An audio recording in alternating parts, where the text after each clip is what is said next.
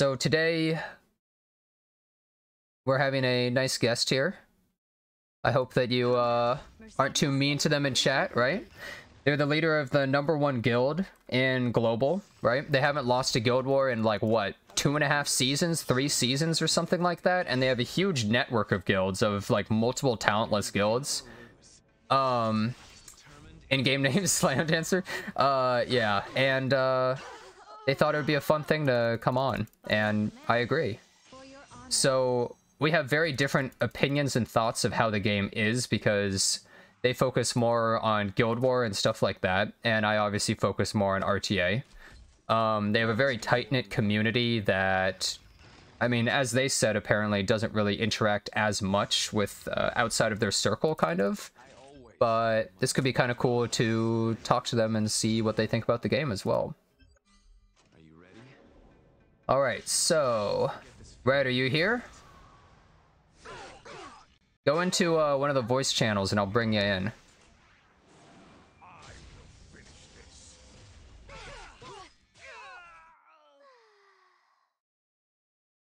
I merely removed another obstacle. Oh, let me drag you in. Wait, go into the E7 voice channel. Or the... yeah, go to that one. Yeah, where you at, Red? Go to the E7 voice channel.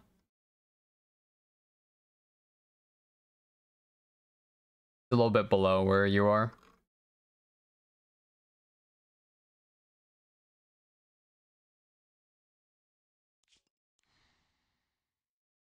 Right? Okay, let me try and do this. Let me do a pro gamer move. Hello? Hi. Hey, what's up? Can you guys hear him fine? Hello, everyone. Dragon Bro? It was being kind of weird in Discord. You guys can hear him fine? Okay, good. Okay, so Some copy pasta, guys. want to, I guess I already kind of introduced you, but is there anything you want to say to open up? No, I'm just excited to be on the stream. Let's have some fun, talk about the game and share our different views, and let's see where we go. Yeah. Okay, do you want to start with Guild War, or you coach me on this thing? I would really be interested because I haven't been up this long. I'm in Germany, so it's very early, and I've only been watching the stream for like a couple of minutes. Oh, and I'm really interested in your opinion on the new unit because I have no idea yet because I haven't been able to test them. Oh, okay, so I guess I may as well talk about them for everyone else as well, because people are always asking about it, right? This character is really weird. I think this character is really awkward. They have an incredibly fun skill set. I think they're terrible into aggressive teams and terrible into cleave teams. She's incredibly fun to utilize, but hard to actually make work. She has some really big weaknesses, like Violet and stuff, obviously, and ML Surmia and Rowana, so you kind of have to pick her really late in the draft. And since so many people don't pick slow teams, a lot of the time you just can't even attempt to draft her. But if you have a team that can support her and you actually draft her near the end, I think she can work, but what's the point of drafting her over a lot of other characters? I mean, what's good about her is she can kill Spectre Tenebria. She can kill, I mean, she can kill almost anything, I guess, as long as it's not green, but kind of a weird character, right? That's kind of my thoughts. I think if you don't have Symbol, she also can't fight Alencia, really.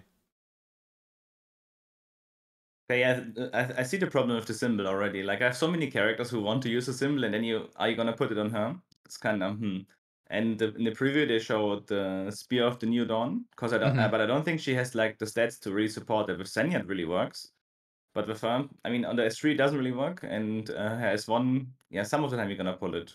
Red sounds like he's in a cave. Wait, keep talking. Test 1, 2, 3. I'm in a cave. Okay, I think I fixed it. The cave where I keep all the members. Okay. In Guild War, you know. I think I fixed it. Is he in a cave still? Okay. Nobody told me. I was like, what the... You like it that way? Okay, you're out of the cave. You're out of the cave and into the Epic 7 Twitch community now, alright? You're now interacting with everybody. If Red It's has really a hard million to follow fans. your chat. Your chat's insanely fast right now. Oh, it's usually not this fast. This is just a nice opportunity, you know. New unit came out and everything, lots of hype, and I don't know. The stream's been growing a bunch recently too. I guess I've been kind of lucky. Yeah, I think you deserve it. I watched the stream a couple of times, and I think you're providing good content. I think I'm a scamster. Suckers. I don't know. At I've least just you're not gotten lucky. telling new people to pick Dark Horse from the Moonlight Selector. That's so true. that's good. Yeah, let's hear what the leader of the #1 guild on the server says about starting with a Dark Corvus. What do you guys think about that, huh? Oof. What specifically are you interested in talking about with Dark Corvus, though? Like, he's one of my favorite units in the game. It's when I started playing the game and I played through the story and I faced the Dark Corvus in the story, I was the first character I wanted, not because of like what his skill set was, but because how cool he looked. Oh yeah, no, he looks awesome, right? I think he's an amazing design. He's currently not built for me, but I've had him for a while, and man, I think one of the biggest problems is just he's so boring, you know? Do you get bored of him? Actually, never. The thing is, he can do certain things, and I think it's good to have him as a tool. Mhm. But it's not like he's something that you definitely need to do to have fun. We put him in the mandatory tier in the tier list because I think that if you have the character and you wanna do good at Guild Wars, it would be really, really nice to have him and build him. Mhm. And yeah, that's how I feel as well. When I get the chance to use him in Guild War, I use him because there were a couple of seasons where he was basically unusable because of all the injury going around and the meta was way too fast for him. Heroes like Mui in Guild War were making his life hell. It was really, really hard to use him. And now that I get to use him sometime again, I really like it. Wait, for you guys saying leaked? Dude, that's literally the email that's below my stream. You can see it right now. So, okay. Yeah, I leaked. I think that Dark Horse definitely is a good in Guild War, but how would you say? Would you think you choose him over Spectre Tenebria from your Moonlight Selector, maybe? What do you think about that? I think you gotta be crazy to recommend them. Like, Dark Horse is a great looking unit, and he is good in one specific thing. But honestly, like, Spectre Tenebria is probably the best pick. And if I would have to make a ranking of what I would recommend to newbies, would be Spectre Tenebria over Ruel, over Arby, and then Dark Horse and MLK and Jay Kise, because I don't think MLK and Judge Kise are good characters. Oh, I would kind of agree. I mean, Judge Kise has some limited use in high up RTA, but not really much of a character otherwise.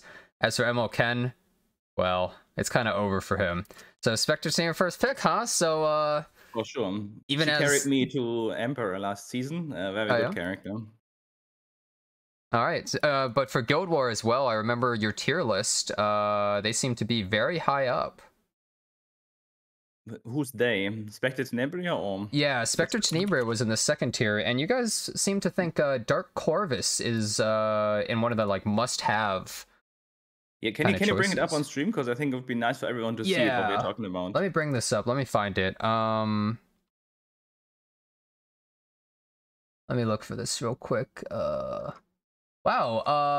I should have limited to search on Epic 7. If you want, I can find it and send it to you. I would appreciate that. I don't know what happened, but my email got logged out of every single account that I'm logged into on my whole computer randomly. So yeah, okay, that's weird. Definitely not me doing it, haha. Yeah? Okay, 1 second. Oh, wait, somebody linked it in chat, I think. Okay, here we go. Let me fix this real quick. Okay. So let's bring this on screen. And let me open this over here. No, don't go for the full one. There's one on the bottom that is like smaller where we cut out all the white tier units because there's a lot of unusable units in Guild War. So, what would you have to say about Guild War? Because I think a lot of people don't really care that much about Guild War, to be perfectly frank, right? I think Guild War, a lot of the magic has been lost on people, and it used to be a big thing in Epic 7. But nowadays it's kind of fallen by the wayside. What would you say about that? I think overall that's a decent assessment. My points on that is, I want to say that Smilegate has been trying to push this esports RTA thingy for a bit, Hmm. and kind of neglecting the other content while they have great content available. Let's say the Advent, for example, they could rerun it as, a lot of the times. They could put AI on more often. They could put more resources into making the existing game modes better. But what I feel like they're doing by promoting the RTA and leaving the others aside, they're not really making RTA better because RTA has their own problems. Every Hmm. season, they're putting some weird rules in there, like the damage reduction with elemental disadvantage and extra speed in the soul weavers to make it like different, but they're not actually making it more rewarding to play. Like there's players that I've talked to that say, I'm gonna stay even below Master T because I don't like the skin, but I like the 2000 conquest points. I Why hate don't that, the by the rewards way. like scale up? That makes no sense at all. Why don't they like scale up with the rewards? Like Yeah. what they're doing is basically they have RTA at an acceptable level and everything else is just bad. So they're not actually promoting the content for, in my opinion, they're just making everything else be a bit worse. Yeah, I mean, I would say I kind of agree with a lot of that. I think that also goes for Guild Wars as well, where it just feels like, and RTA, where you need that incentive, right? And they don't have that, right? We're like, what's the Yeah. point of climbing higher? That why do players even want to hit Master if they don't care about the skin? They'd rather just get the 2000 conquest points. That's one of the stupidest things ever, by the way, is removing a reward as you climb up. I don't Yeah. know why they would ever do that. They were actually asked in an interview about that. I don't know if you knew this. And people were like, is there any plans of maybe change that or not doing that? And they just straight up said no. Oof. Yeah. Like it would be also really easy for them to do it. Make an RTA Yeah. shop, and at the end of the season, you earn some points. Let's say, for example, you can go to the champion 2,300 points, and you get 2,300 currency Hmm. to buy something from the shop. And then you can buy the skin as well. You can make your own choice. You want to buy the skin, or you want to buy conquest points, or trade them in, or do whatever you want. Just give the players more choice, more agency in the rewards they're gonna get. What do you Because think? currently, Oh, a lot of the players that are playing the game, they're looking to improve their characters every day. They're farming, they're 6-starring characters. But there's only one end game that Smilegate envisions. And SRTA. for everyone who doesn't have that end game, which is RTA, they're choosing for themselves what they're gonna do. But like no one's gonna say, okay, my end game is Abyss or my end game is the biggest altar or whatever. The Hmm. only alternative to that is Guild War. And this is how people who are not that competitive in the sense of trying to achieve something on their own, or people who have a bit worse gear or just have more of a cooperative mentality, will find their own endgame. So you're pretty much saying like the alternate endgame to RTA would be Guild Wars, pretty much, but they just don't really support it, right? For sure. I mean, there could be so many good things they could do with that. Let's say one thing would be upping the rewards, of course. But on the Hmm. other hand, every season is the same thing. We have a 12-week season, and same for RTA, and we have like a 3 or 4 week off season. Hmm. In the off season, people who play Guild Wars, they're just chilling, and everyone got reset back to times 1 rewards for some reason no one knows about, and Yeah. there's no seeding and everything, so we get to clap some even weaker guilds. Um, but it doesn't really make any sense. Why not just have an off-season tournament with like a top 3 of every server? Make like a big Guild War tournament. On the next Monday, start with the first place in Japan and the first place of Europe facing each other. Have a Guild War. Kind of make that. It's kind of hard to make content out of it because streaming Guild War is kind of difficult.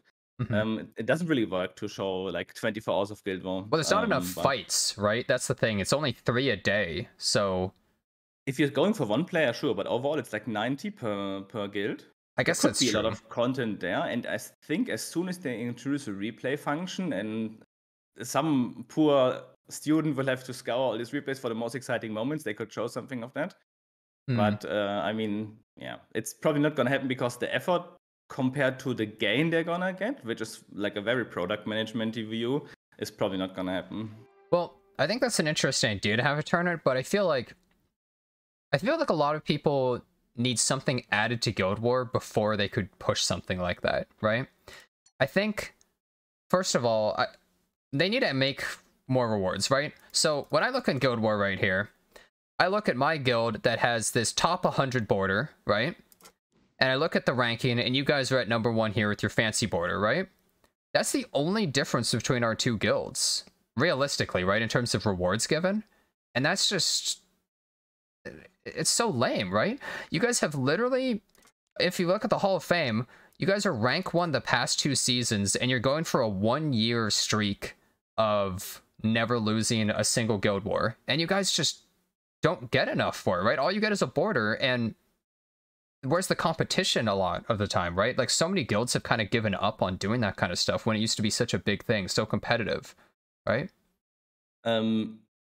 Yeah, I think the main breaking point for competitiveness in Guild War was the change of the scoring system. I'm not sure how many people were actually there for that, but back in the day, when you scroll down in the seasons at the very start, back then the maximum score was 9,750, right? Oh, wait, that's like This- totally different, actually. And you had like 28 members placed in Guild War. This means you were able to full clear with like 15, 16, 18 attacks not winning, right? Mm-hmm. This means a lot of the guilds just full cleared each other, and they just boomed from that. Like you see the second season, Veritas and Deviants.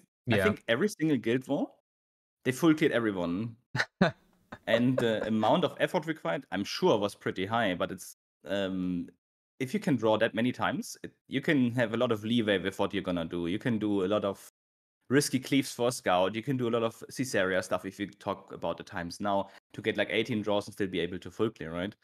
On the other hand, what we have now is we can go to like 14 to 100, and if you both guilds are 90, this means you can only draw 4 times. Okay, so you pretty much, it's way different now where you just have to win constantly. Yeah. And the that's difference, yeah. the difference between that, if you look at the names of the guilds at the bottom, like Veritas, Deviants, Live, Fleet, these are guilds that are now very RTA focused, and also back then had really, really good gear, meaning their defenses were most of the time like doing a lot against the smaller guilds. Mm-hmm. And with 18 attacks to go, they still had some leeway, meaning they were able to do their attacks relatively casually and still full clear the opponent, which doesn't work now. So I don't believe I'm in a lot of Discord servers, and I see a lot of people still talking about like Guild War. I see a lot of guilds still trying. I mean, you don't see them in the upper ranks because most of the time they're not good enough. They have like 2 or 3 or 4 or 5 good members, and the rest of them are just not that interested. Yeah. But I still see a lot of people trying. You know, I saw it in chat, so let's just clear this up. So everyone always makes fun of Talentless for the essays and other stuff like that, right? What do you have to say about that whole thing? Like to explain about that? Well, I already told you to save your attacks today, right? So I hope you don't draw, because else we're gonna open the notepad. Oh. Wait, what was that? Hello? Hi. Oh. Wait, you cut off, kind of? Did I? Sorry. Oh, okay. Where was I? Well, I just thought you would explain, like, kind of about that whole meme and stuff like that rather than me, right? Oh, no, I just said when it's still have 3 tokens left, right? So if you draw on Guild War today, we're gonna open the notepad and you're gonna write an essay. Oh, okay. Oh, wait, okay, I misheard. I'm gonna teach you the whole art of Talentless Guild War. Okay, right? can you tell me how to write the essay too? I'd like to know. Yeah, I'm gonna give you the template. It's only like 4 pages long, so it's totally fine. Okay, that's good. I'm glad that there's a template. I was a little worried that I'd have to freeform it. So that's good. Okay, real for a second. That original post that brought this thing up I was basically one of the guild leaders in one of these guilds that I described earlier, where there was like a couple of good players and a couple of players who were not taking it as seriously as the others. And the people who were really serious were like putting a lot of effort to get into higher rankings, and the others were kind of just winging it. And I was trying to find ways on how to improve that. And the essay part was less about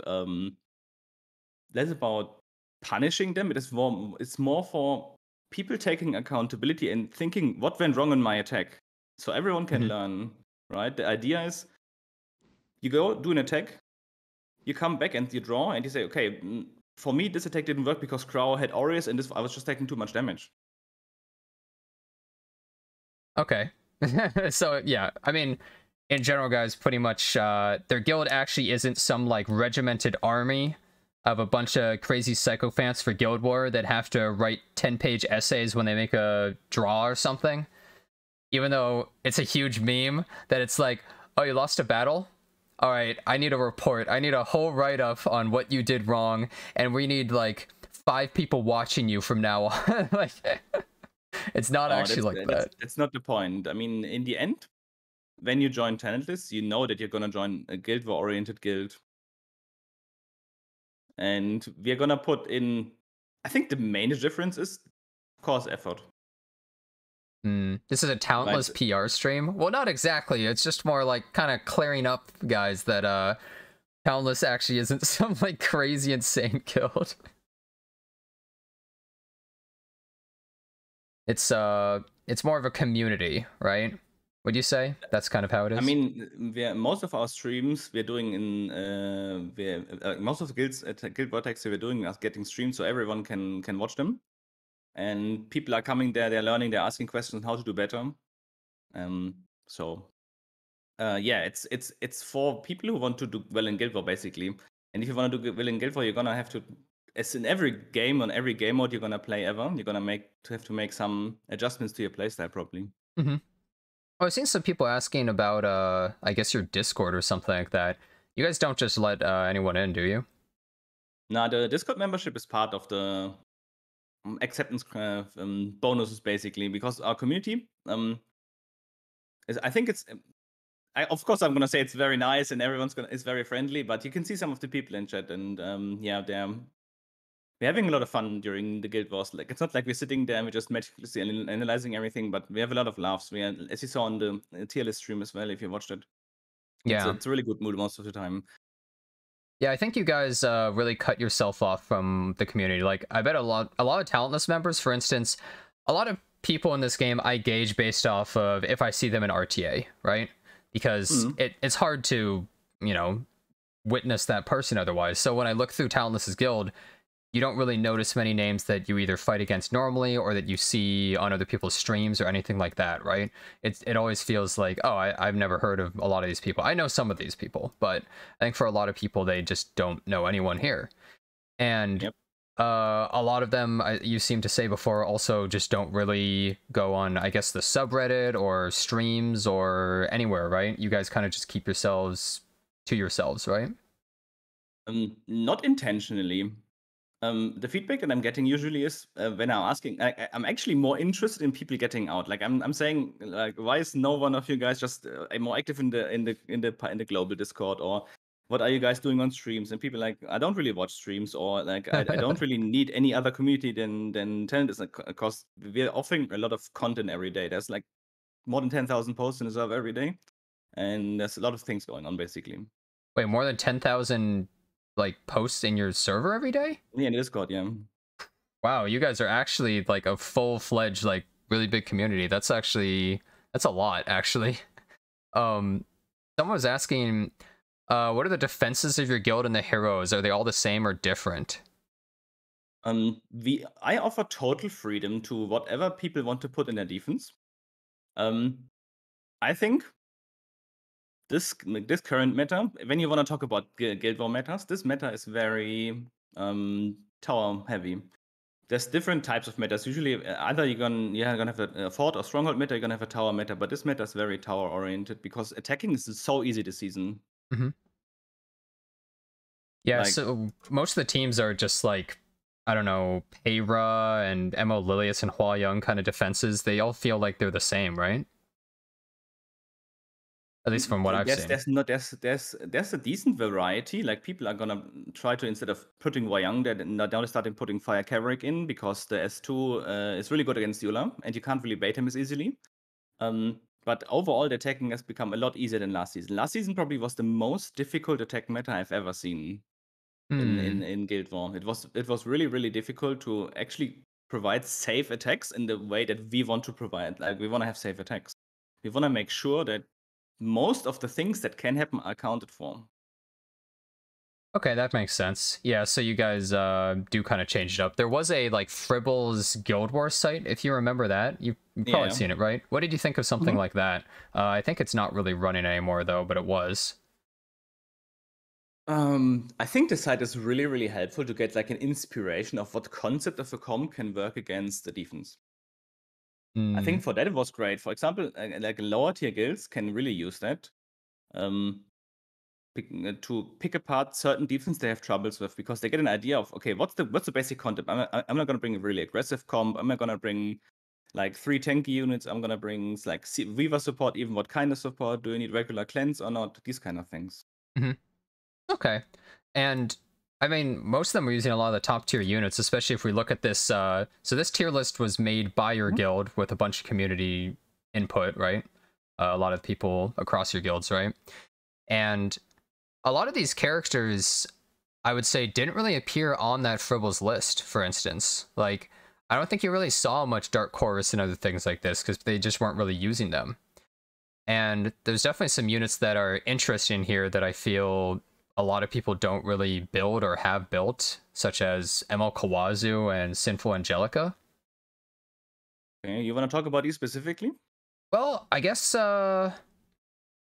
what's really, I don't know, it's just some of this stuff is really interesting here. For instance, Yolha, you guys definitely value because of Hua Young, I would assume, right? That's why she became a mandatory unit.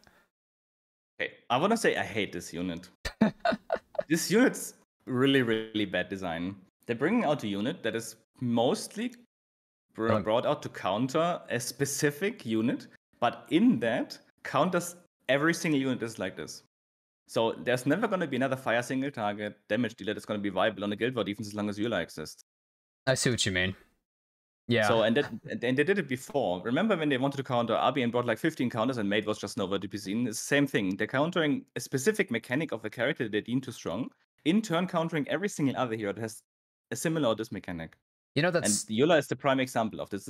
I hate this hero so much. She's really strong. She makes attacking really smooth. But I hate this unit. I wish she didn't exist. But the release of this unit is what makes attacking this Guild War season so easy. So that's I'm in two really minds. that's really funny that you say that because there are units that happen like that for RTA where we see that unit such as somebody like, let's say, Violet, and you just suddenly go, oh, well, now you can't ever pick you can't pick a team of water units because they just picked that and there's nothing you can do. Or like other units like that too, right? Where you just say, oh, well, now they just fulfill this role. You can't ever have X or Y. And it's funny that you say Yolha is like that for Guild War because I never really thought of it that way, right? Yolha, to me, as somebody who plays RTA, doesn't matter. She's barely a character to me. Yeah. But it's so interesting you have that same exact type of feeling that I have for characters in RTA in Guild War, where this character's like, they're like really poorly designed for that reason, where they just completely kill an entire sort of archetype in a way. Yeah, the problem I have with this unit is it just doesn't make sense. Like you have the S2 is basically S2 is one of the strongest skills I've ever seen in a unit. It's like you get 30% HP once, you get a barrier, you get a self push, you get a cleanse, you get to activate your S3, which is not as strong as Crow's S3, and you see where Crow is on the tier list. Eliminates a unit, and you can even target it at other colors. So it doesn't really matter that the unit is fire, like in case of Wayang. She ignores damage, yeah. And then on the other hand, after these two cool skills, you get this absolutely pointless S1, but why is it redirected provoke? It doesn't make any sense. This unit is just so weirdly designed. Yeah, so this unit, I agree. Her 3 skills feel like they have no synergy whatsoever, right? Yeah. Such a odd unit. I agree. I would like it, honestly, if they kind of, like, as you said, made it more synergistic. Like, why not have her S1 hit 2 units and provoke them? And just put provoke on her, so actually she gets hit. Or make it, when she uses the S1, she targets someone. Why not have target debuff on a knight? The target debuff will make her S3 deal more damage, but it's not going to be an OP thing. And people are going to maybe build some effectiveness on her as well. Like, open some creativity for the builds, and yeah. Well, the whole point is supposed to be that they force attack her, and then they take damage from her, you know, the reflect, but it does nothing. The reflect is trash overall, I would say.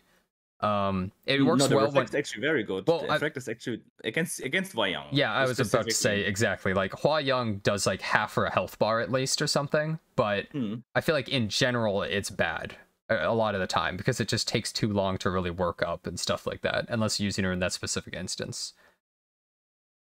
But yeah, and in turn of creating Eula, they made attacking and defending, as I said earlier, very unbalanced. When Wayang was in defense and hard to counter, you had the choice of using Wayang in attack, and you had a really strong attack option, and you had to use could use it in defense with various setups and have a really strong defense option.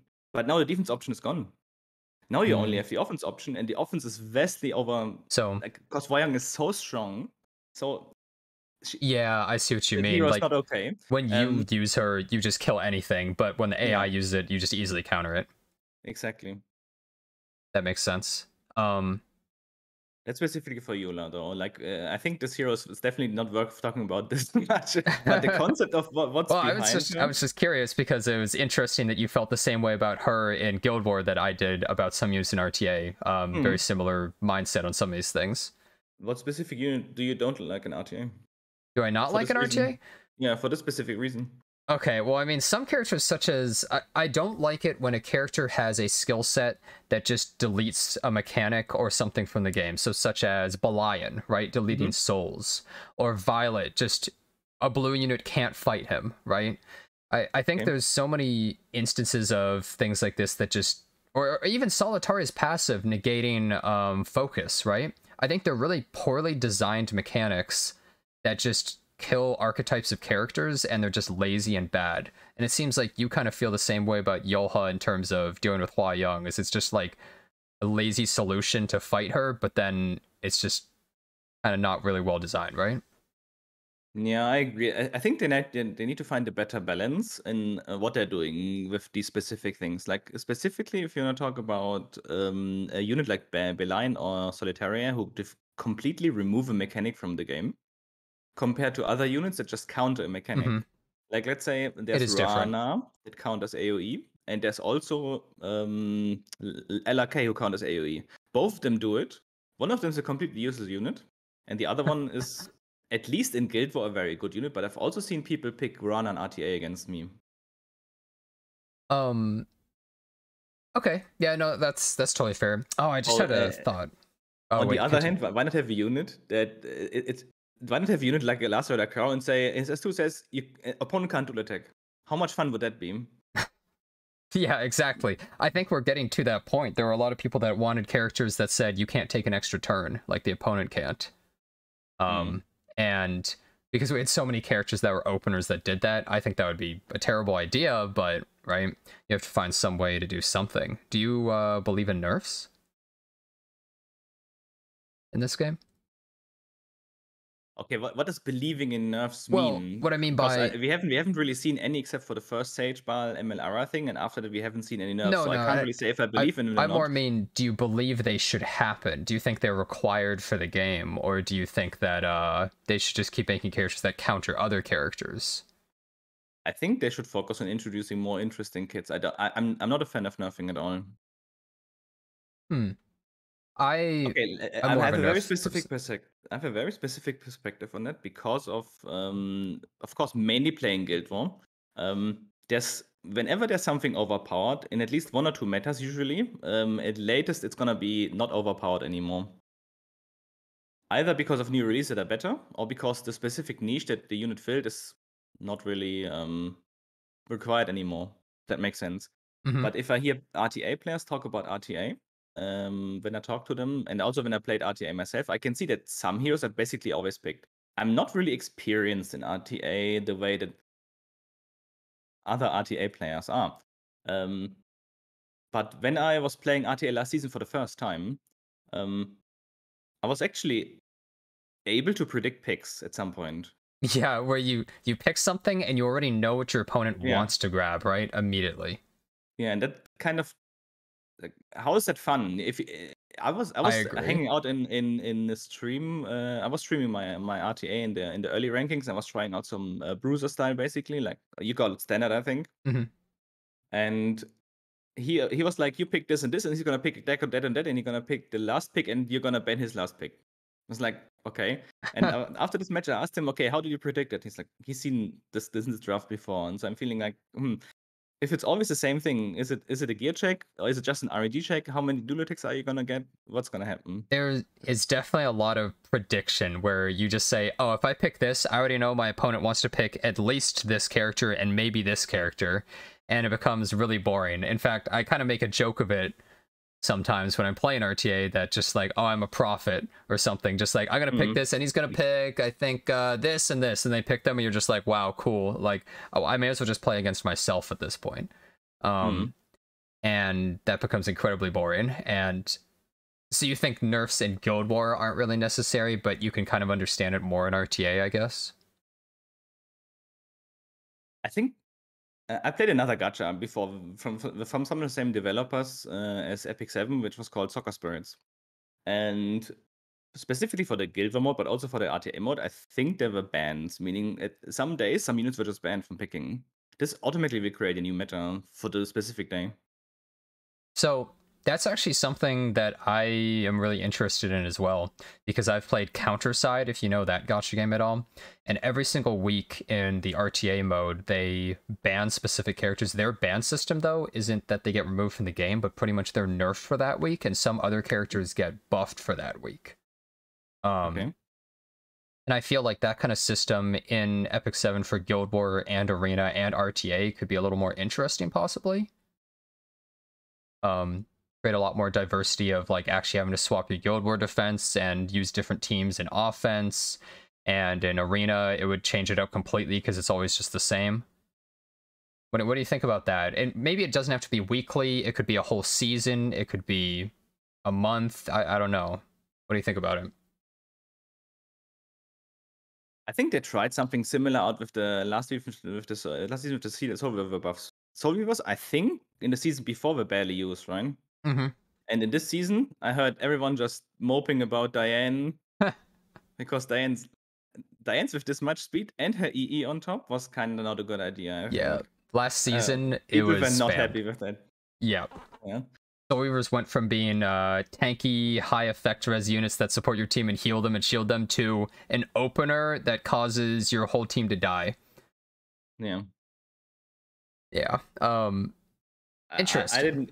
I didn't really like that specific way of solving it because it buffs everyone. On the other hand, as you mentioned, when you nerf specific characters and buff specific characters, like how hard are you gonna go? Is it like a system where, for example, let's say Charlotte or Fire Charlotte gets 10% extra attack? I don't think that fixes her problem. Mhm. As you said with like the Summer Charlotte as well, she as a unit, she doesn't really make that much sense to pick her over other units, and not having like a small stat boost, and it's not gonna solve that. And if you give a big stat boost to the hero, is it just gonna be so oppressive everyone wants to pick her and ban her? I think Yeah. they're in a predicament on how to make it more interesting. For Guild War, for example, the way the Soccer Spirit solved it was there was the same Guild War system as here. We had Monday, Friday, and Wednesday Guild War basically, and on the between days on Tuesday, Thursday, I think, and on the weekend and on Sunday, you were able to see what units are going to be banned on the next Guild War, and they were banned for the offense and for the defense. Meaning you had to Okay. set up new defense teams, and you had to think about new ways to create your offense. And let's imagine there's a guild war where Crow is banned and Wayang is banned. It's gonna create a lot of cool options to bring new green heroes in the guild war defense. At the moment, it's not possible. If you put a green unit in the guild war defense, I think you're not gonna win. You can't even put a green unit in your Guild War defense. Isn't that insane to think about?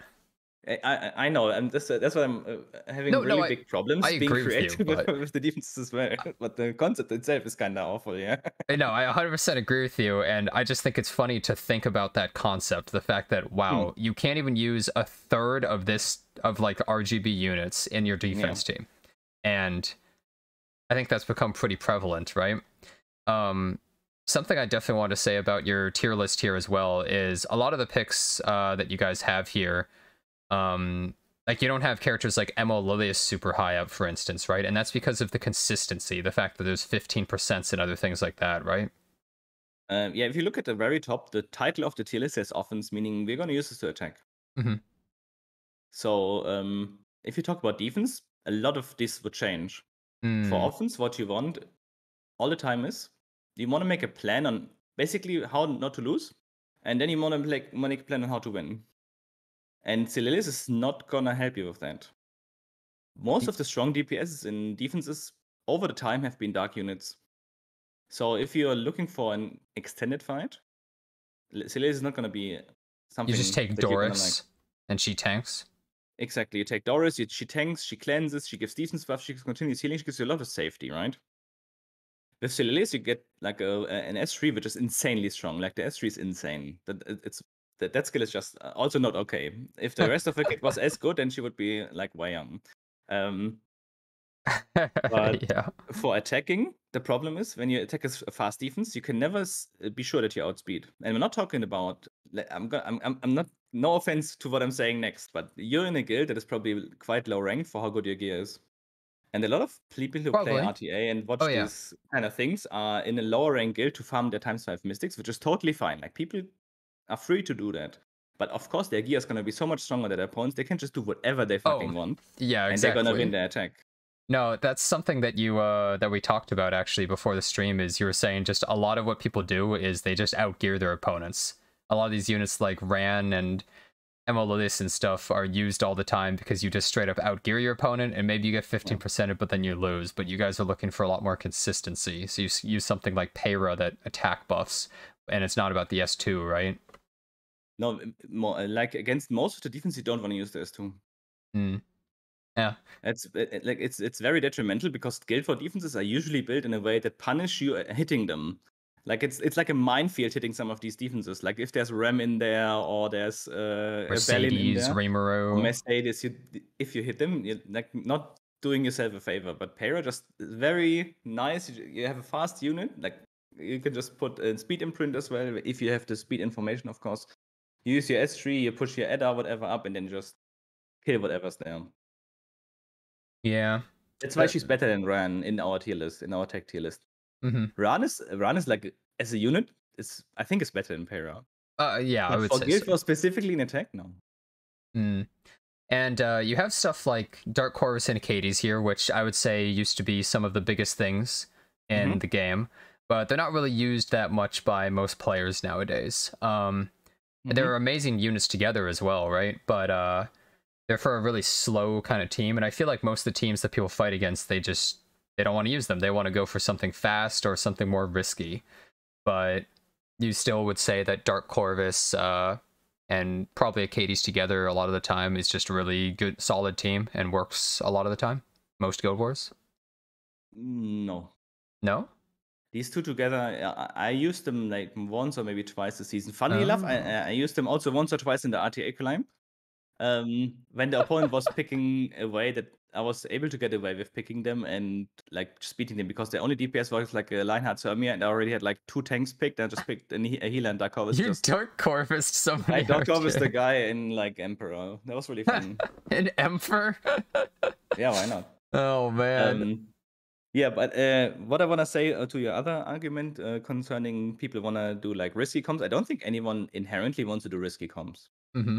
I think people just like the same feeling as people have in Arena. You just go in, you do your 5 flags, and you fuck off. It's totally fine.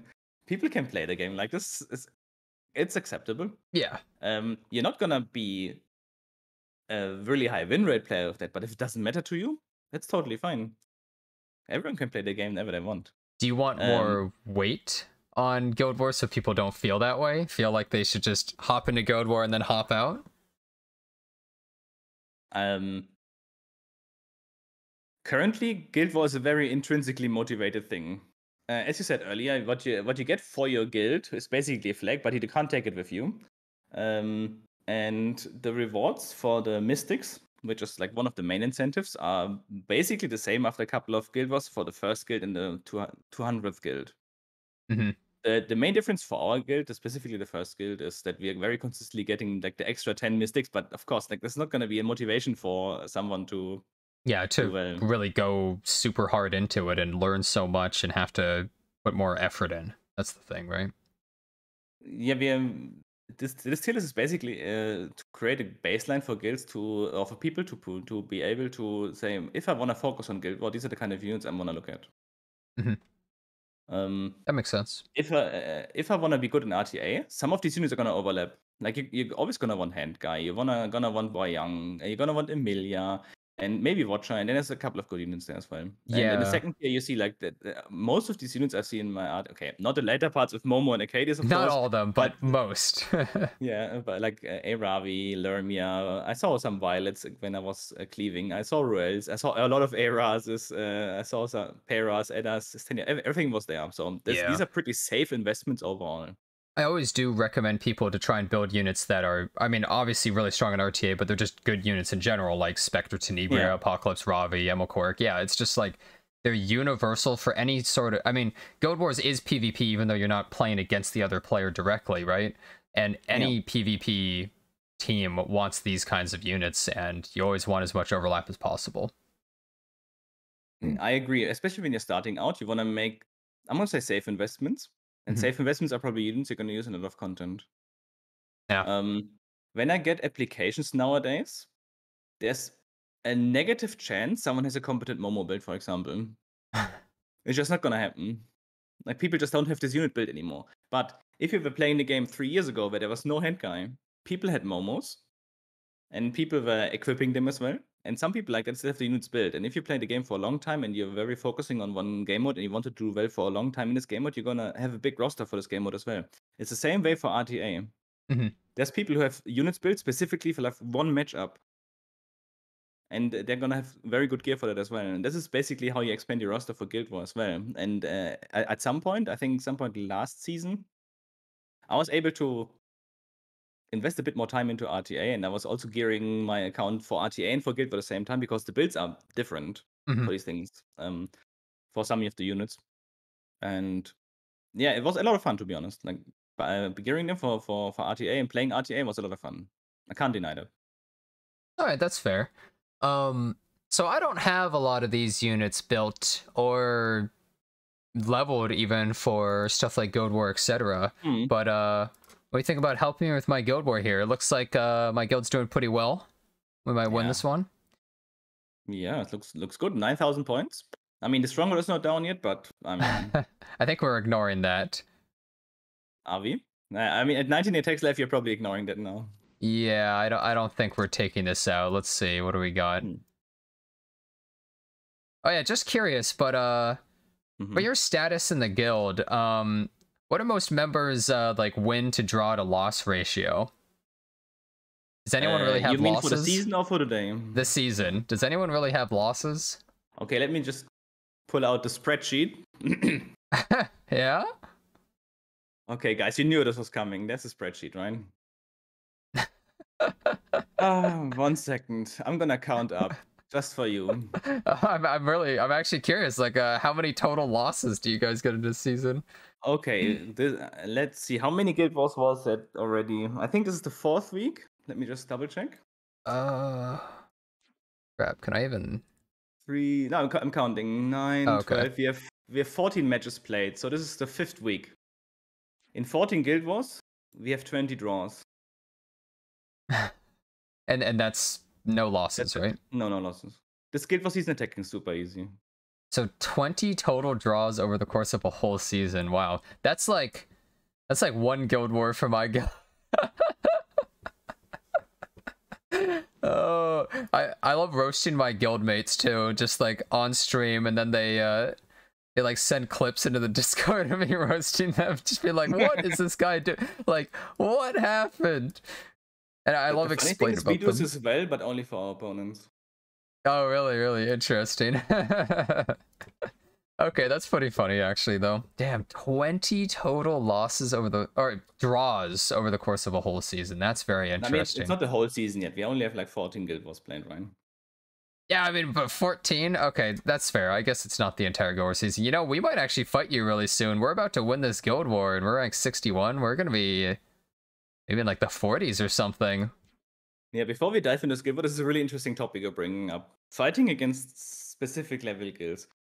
Even after 3.5 years, I have no clue how the matchmaking in this game works.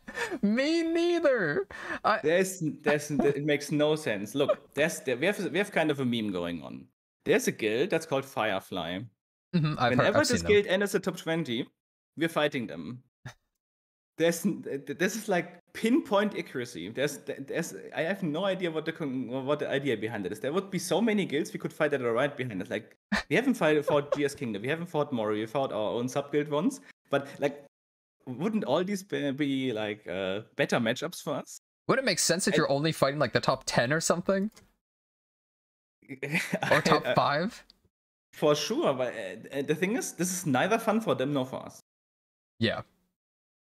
It's just bad. yeah, no one's gonna be happy about that.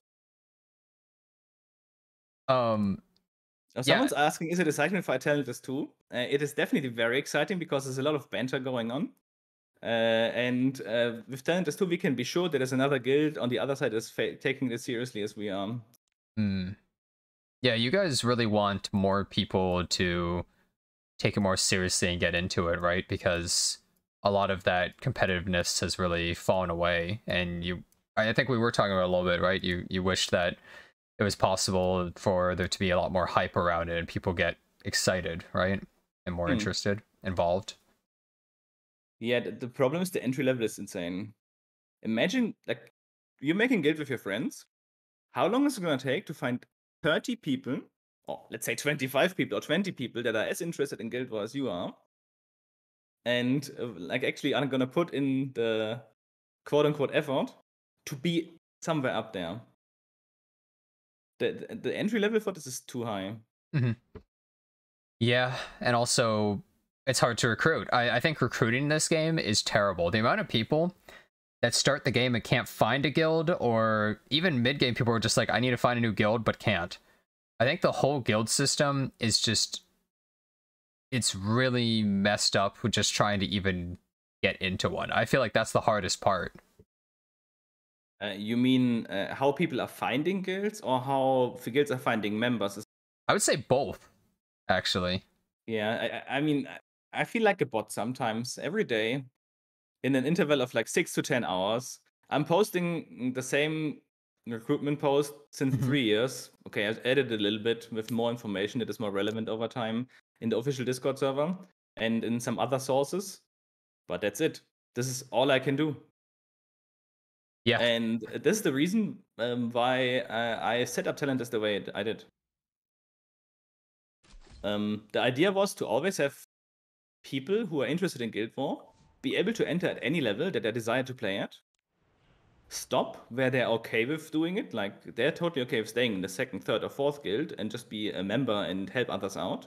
And if someone wants to move up, we are sure that they already know how we're playing and the systems we're using, right? Hmm. And this is the idea basically behind the Talentless gear system, guild system. Sorry. Hmm. Um. Well, let's transition a little bit into this. What would Boom. you recommend me pick in a guild war like this? You want me to just give you the setup, or you want to set up yourself and I'm gonna come check you why it doesn't work? I guess we could do that. Let's take a look. All right. This is gonna feel like a real Jatai guild war right here. Let's see. First team. There's a couple ways you could go about it, but how are we gonna do this? Okay. How about Emil Kawarik? Mm-hmm. Um. Hmm. Okay. How about something simple like this? What do you think about this top team? It's a team. You have It's a a lot of team. dark units. Mm-hmm.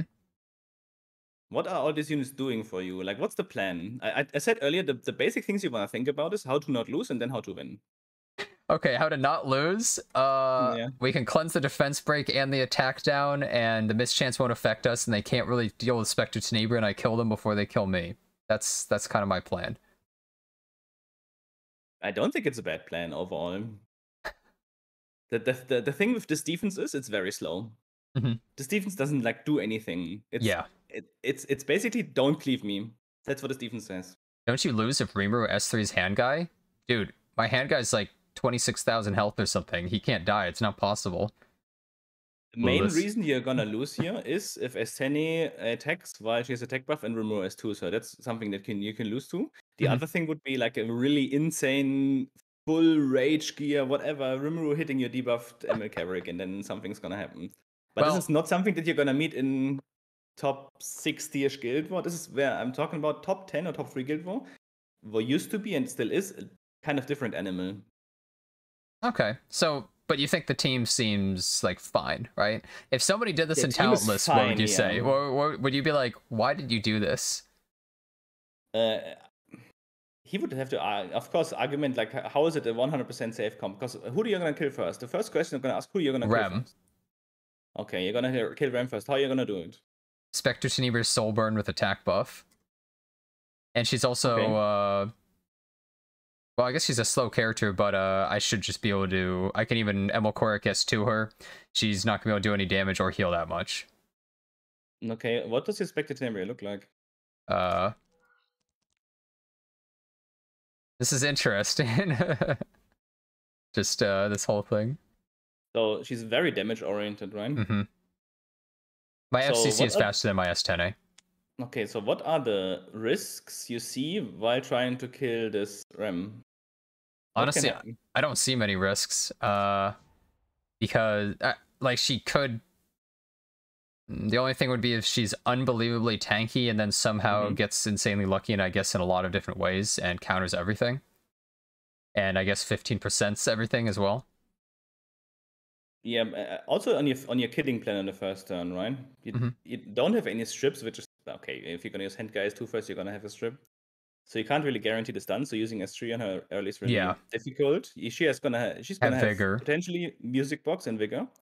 Music Box gonna give her defense buff. What if the Ram is on 25k HP, Proof of Valor, or Snow Crystal? How are you gonna kill her? Okay, but I think if she's on Proof of Valor or Snow Crystal, that would mean I don't have much to worry about because she can't heal. That's how I feel. Sure, if you're not critting or not hitting a lot of damage, you have no idea how this Ram is built, basically. So Estenia is a good winning option here, but she's not the ideal winning option here. I will say this. I have this kind of mindset. If somebody gets me with a 25,000 health Rem on Proof of Valor or Snow Crystal, they deserved it. Sure. That's gonna work if you're not able to find a better solution. Whenever if I see something like that, I just think, okay, you know what? I think this guy deserved to win. Like, there was nothing that I could have done. All right, like they deserved it. Okay, so what we are thinking about usually when we set up a comp is, what's the most likely turn order gonna be? The most likely turn order is gonna be Celilius into probably Rimu into Rem, because Rem is usually really slow. There's gonna be some weird person who's gonna build a 250 speed Rem and hit you with some weird S3 action. But I have a speed set Rem.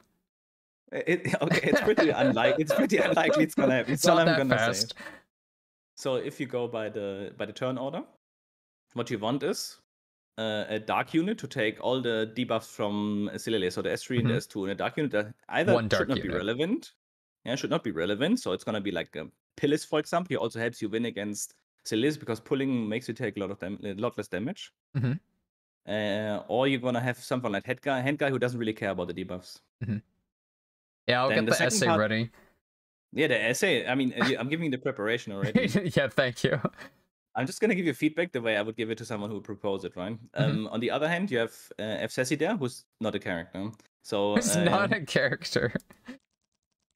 What do you think about Ross instead? The second fastest and strongest character in this team probably is going to be Rimuru. Like, the second character is going to move. Usually, I would, of course, recommend Crow because, I mean, you told me already earlier you don't have him. So, yeah, any blue unit that can take the action from Rimuru.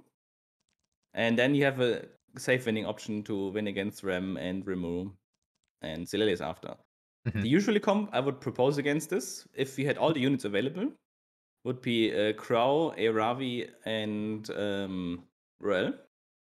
You could also replace Aravi with Dark Corvus in this team, because this team has negative damage usually, and Dark Corvus is just... You can just tank it out and take them out slowly. Yeah. And with Aravi, you basically have 2 or 3 revives, depending if you run Holy Sack. There's no way this team can ever beat you. And the fight is not going to take that much longer. Yeah. Yeah, I mean, you're probably right. Team. Yeah, I guess that's kind of true. I'm not gonna make you pick Dark Corvus in stream, though. Well, I would have to build him, and anytime I would pick Dark Corvus, I used to actually pick him sometimes on stream a long time ago, and I would pretty much just be like, all right, guys, get your pillows out. It's time to work. All right, I'll wake you up. And I would just put in Dark Corvus, and it was just awful. It was so slow. It was... My team I can relate to that. But in this team specifically, it's not gonna be as bad. Because they're hitting him. Celilius is always pulling someone, so you get more charges on the Dark Corvuses too. Is it supposed to be a resist Corvus or full bulk? Okay, look at the opponent's team. So depending on the opponent? the only in this part, I'm talking about this specific case. Mhm. You want 100 effect resistance because you don't want to get death broken by Rem. Okay, That's the only thing that can make you lose. but let Basically, me it doesn't. turn it around on you. What if this is an Ah, effectiveness rem? well, welcome to Talentless. You're asking the right questions. Yeah. The unlikelihood of that is really high. The nice thing about this is that this, as I said, this team has no damage. Usually, you run a mitigation artifact on their cover so you don't die. But for this one, you could run something like Crimson Seed or Timeless Anchor to Yeah. prevent these things from being negative. Oh, hello? You cut out, I think. Sorry. Yeah, Oh, okay. this microphone is new, so. Oh, okay. That's funny though, just to consider some of those really fringe cases, right? That's the difference between scoring 13,000 and 14,000 points for a good guild. Who was talking? This is the leader of Talentless, which is the #1 guild on the server, a global server, right? How do you guys think you guys would fare versus other regions, actually, guilds? Curious. Have you ever looked into it? Honestly, I've never looked that much into it. I know that in Japan there's another guild that had as many wins as us almost last season, so 36. So I would be really interested to face them, not only to find out how good they are, but also to see what kind of playstyle they have. I think there's huge regional differences for RTA, and I Yeah, wonder if there exactly. would be anything there too. Japan actually, I don't know if you heard about this, but when Japan region first came out, this was back when everyone was still using immunity, right? They just ignored Azumanic and started farming Katie's for pen set. Mm-hmm. And that's just like how they played the game when it first came out. It's just interesting, like how I was different. the same. The day as Cadis came out, I made a Cadis team and I farmed a lot of gear for it. Well, I guess Because that's good, actually. I mean, I'm at a point where my fribbles has like 1,300 items at I have plus 15. 900. So you know what I'm saying, and farming another weekend of Wyvern.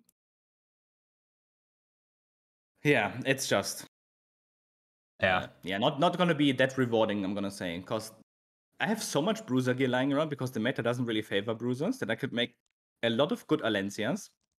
But now Alencias also run on injury, so that's also pointless. I like that like generic builds are mostly moving away from speed set. I think they're doing a decent job with their destruction set buff. I think that's a really good change. And some of the sets from Cadis are also good. So getting more options in the game is great. But it also means that you're gonna have to have a lot of investment into getting this gear. And that's I'll what I planned. now that makes sense. I'll ask you Sovlaki's question in just a second, but for this second team, this is the kind of team that just seems really annoying and it feels like, oh, I just want to tank up and then kill with, I don't know, you know, what do you think about Charlotte here? The new Which Charlotte. Charlotte? Oh, I mean, you already pre-banned Para in your RTA. I think you can make a connection how good it's gonna be. Well, okay, that's for a different reason. If a player is playing it, Okay. it's a very different, How different about you set up the rest of circumstances. the team and then we look at it? You know, it's probably not actually good. I do think Hua Young's probably gonna show up here somewhere. Maybe. No, I don't have Unity's revenge set. Wait, what about Revenge Set? Someone asked if I have Unity's revenge set. I don't. Oh, yeah. I would say I think Revenge Set's bad. I think it's just straight up bad. Oh, yeah, I bet Kawazu works here or something. Kawazu is a decent option here. Oh, wait. If they always attack her, wait a second. Wait. I don't think I have them built this second, but Emil Celine would be really good right here. Yes. Nah, this is exactly what I would propose as well. Because she's so good against Apocalypse War. She's actually like such a top tier Guild War unit. Yep. It's like, what if MLK was actually good? It's like if Doris killed people. So. Or MLK was good. Yeah, exactly. Exactly what I'm feeling. Yeah. Yeah, she's just the better version for sure. So what do you think about a team like this? The issue, I guess, would be Mercedes S2 proccing at a bad time and getting her killed. How can you prevent it? Remember, there's a unit mandatory tier in the tier list that could really help you here. It's not Wayang. Oh no, are you gonna say Rwana or something? I'm not gonna say it because you just said it. You see, there's a small issue. Not exactly to the extent that, like, Crow is, you know, I have him 6-starred and stuff. He's just not ever built, and I never actually gave him the last star and stuff. I don't really care about him. Rowana, on the other hand, I have made a vow to never build, ever. Oof. Why? Because I hate the unit. You see, I'm a person who really cares about characters' appearances and personality and stuff like that. That's important to me, and that's how I play this game. So I never build a character if I don't like that, and I hate Rowana. Okay, so personality doesn't mean like Arya before her nerf, but you mean actual personality. Yeah, well, design and personality. Yeah, Okay. and I just don't like Rowana at all. I don't like this character. Okay. Nothing about them. Also, okay. I think fighting against them is so annoying that I don't know. I just don't like anything on this character basically. But design's one of the biggest things. She's a really good unit here that will like She's really good. almost eliminate all the negative RNG you can face in this round. And this is exactly why she's in the mandatory tier. She enables so many attacks in Guild War. Yeah, I'm not surprised actually. Yeah, she if magic procs, you instantly get the heal. If you have Shimadra, she enhances the lifesteal part of the Celine. She can use Guardian Ice Crystals, which is the second part of the insurance you want to use for Celine, because one, of course, it's going to be like some healing that is reactive. The other one is having like an Aureus holder. So these two things are usually really good when you use Celine. And if you know all that, you can easily make a team to beat this particular matchup. All right.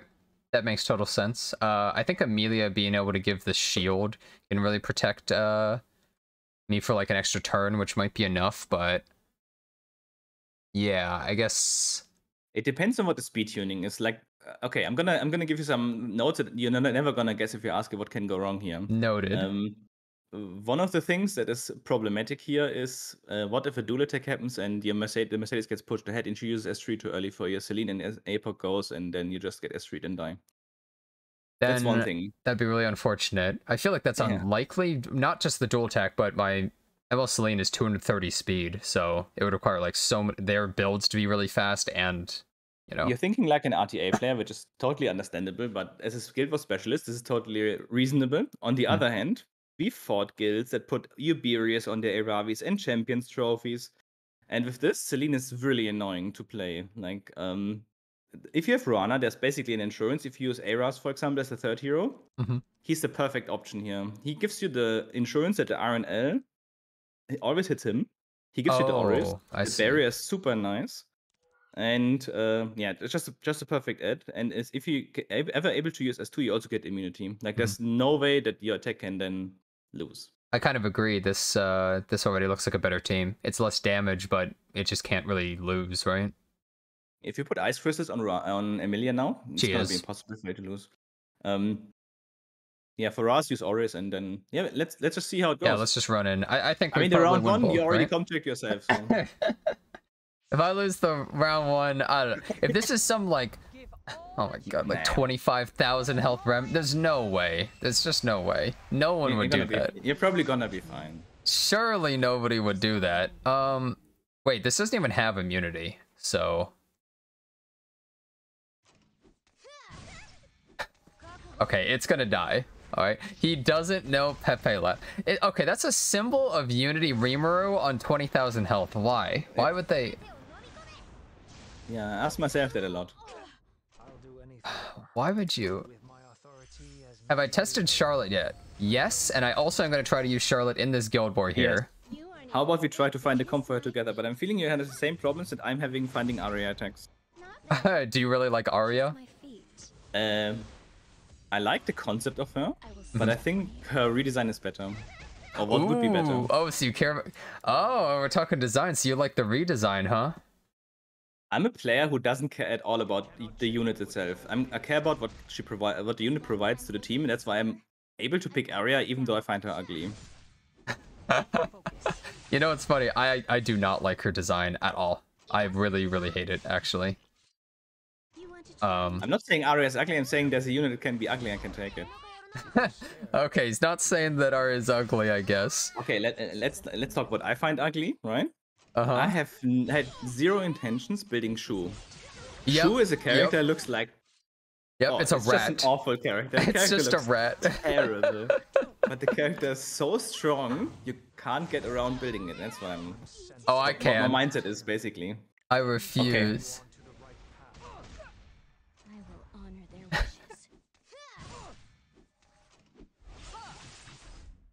What do you mean fat shaming?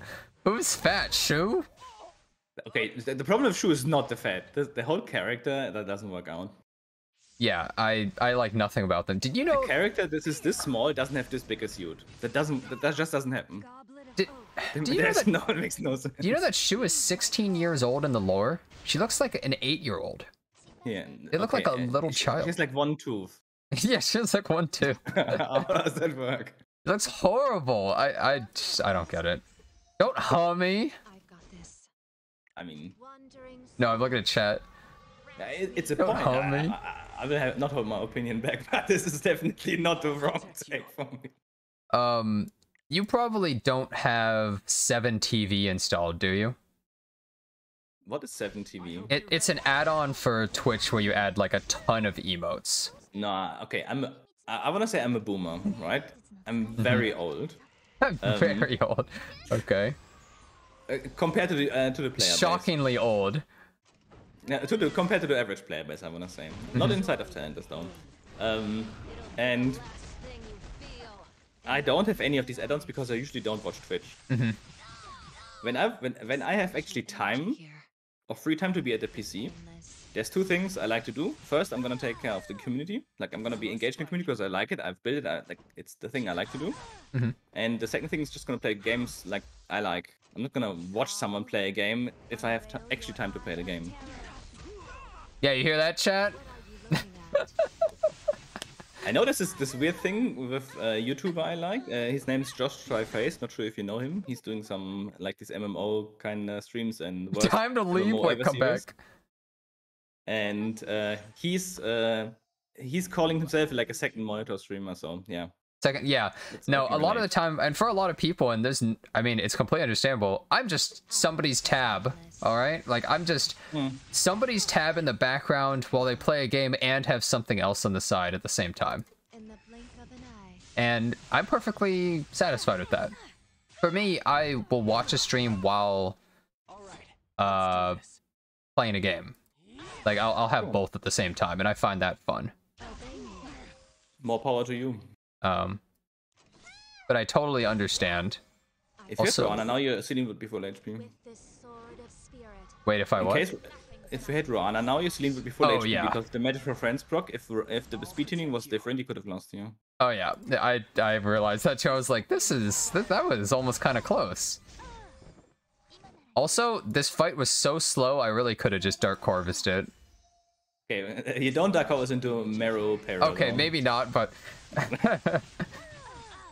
But that's the thing. People think Dark Corvus comms are really slow, but the new age Dark Corvus comms, it's okay. It's kind of weird to call it like that, but the new age Dark Corvus comms take like 30, 40 turns tops. I know for some people in the chat it's gonna be like 10 Guild Wars, but it's not that long compared to for this match, for YD, that's his example. whole stream. Yeah, look at the already have 25 turns used, so Oh, Dust Devil. I bet you don't use Dust Devil on her, do you? it depends on the defense you're facing. For example, for this particular defense, you could have as well run Swordstorm if you don't get debuff, but it's very unlikely. We also like to run Guide to Decision on Celine for this comp, so you get the small push at the start. It's a Guild War artifact, in case you never used it. And, I know just to Guild make War sure- artifacts, alright? Make sure to take a turn, basically. And it also allows you to not have immunity, because it gives you immunity as well. You may have heard of this little artifact. It's a Guild War artifact. It's called Symbol of Unity. Have you ever heard of it? No, please tell me more. I recommend it on the Blue Charlotte. Mhm. I I hear some streamer recommended it earlier, but I don't remember who it was. don't know if Charlotte works against anything here. Anything left? Wait. Okay, this is kind of risky against that top team. If you had Rana, it wouldn't be risky at all. Okay. I don't. Yeah. Is this possible? Is this unit usable against anything? No. No. Look at the tier list again, if you want. Just I for a saw second. her on the tier list actually, where you Yeah, guys we put her there. speculated. It was a very loose speculation into situational. I haven't really tested her myself out yet, but from what I've seen from your stream so far and from what you talked about, I think she definitely goes into the tier that's not visible on this tier list anymore. Not that good, huh? Where to get this tier list? I can link it to you. So she's not on the tier list. All right.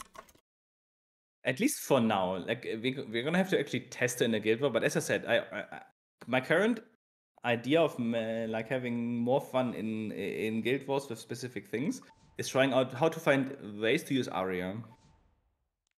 And Aria is already very hard to use, and I think Aria is better than her. Because in Guild War, a reactive team is really nice. Most defenses are very fast. They're gonna put dual attacks and whatever in there, and so Aria is really good.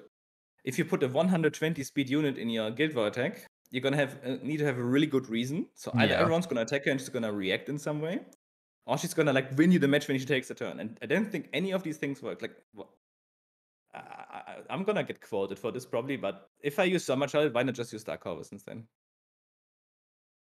He already Yeah. takes long. He already has base speed. Just you can just use him and win. Yeah. Why is Rylet banned? Because he's RNG and he could just get hit and die. Way too much risk.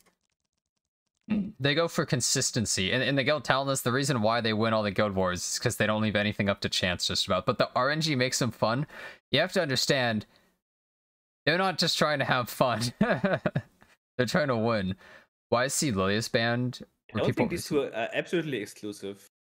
C. Lilius was banned for them because they were like there's 15% and stuff involved. It's just not consistent. There's a lot of RNG, and it usually relied on outgearing their opponent rather than making a good team. That was kind of the main reasoning.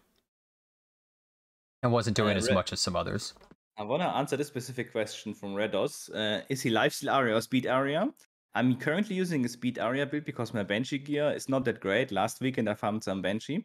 It doesn't really matter what kind of build she is. For the comms, I'm gonna bring her into. Like, I've never even been close to dying when I bring her, but there's not a lot of options where I can bring her, and even lifesteal wouldn't save that. Okay. I got a pro strat for the top team. Listen up. And you're gonna hate this. You're gonna absolutely hate this. I mean, Water Show is a mandatory tier. How could I hate that? Oh boy. What do you think about this, huh? Oh, that's the good shit. What do you think about this team? I'm gonna ask you what you do if the pair has 315 speed. I lose. Okay, do you know how speed RNG works? Unfortunately. Okay, yeah. So, what speed is your fastest unit in there? My slow acid. Okay, can you show me a speed, or is it secret for esports reasons? Oh, no, I don't care about anything like that. There's no point in hiding. It's bad, okay? Let me tell you this. So, my history is I only cleaved in this game up until around Season 3. And okay. I've never had great speed gear, ever. But I only cleaved. I was, like, in Legend, only cleaving. Never had good speed gear. Check this out. He's not on my fastest at all, but it's not great. I mean, there's also 50% chance you don't crit. Okay, 0.3%. If I lose because of a 0.3%, there's just, you know, God willed it. I mean, there's probably a 0.3% that a car comes through my window right now. Like, at this point, like, I feel like, you know... Okay, the difference between that is, right, when a car comes through your window, I'm really sad that the stream is ending. When you miss the crit, I'm really sad you have to write an essay, so... Yeah, is that the big... Okay. So, well, okay, let's say my ACID was 310. Then you would be like, that's a decent choice? It's not a decent choice, because you have no information how the fastest pair is. Okay, wait. If you set it up like this, and let's hypothetically say your ACID is 310 speed, what would be your kill order?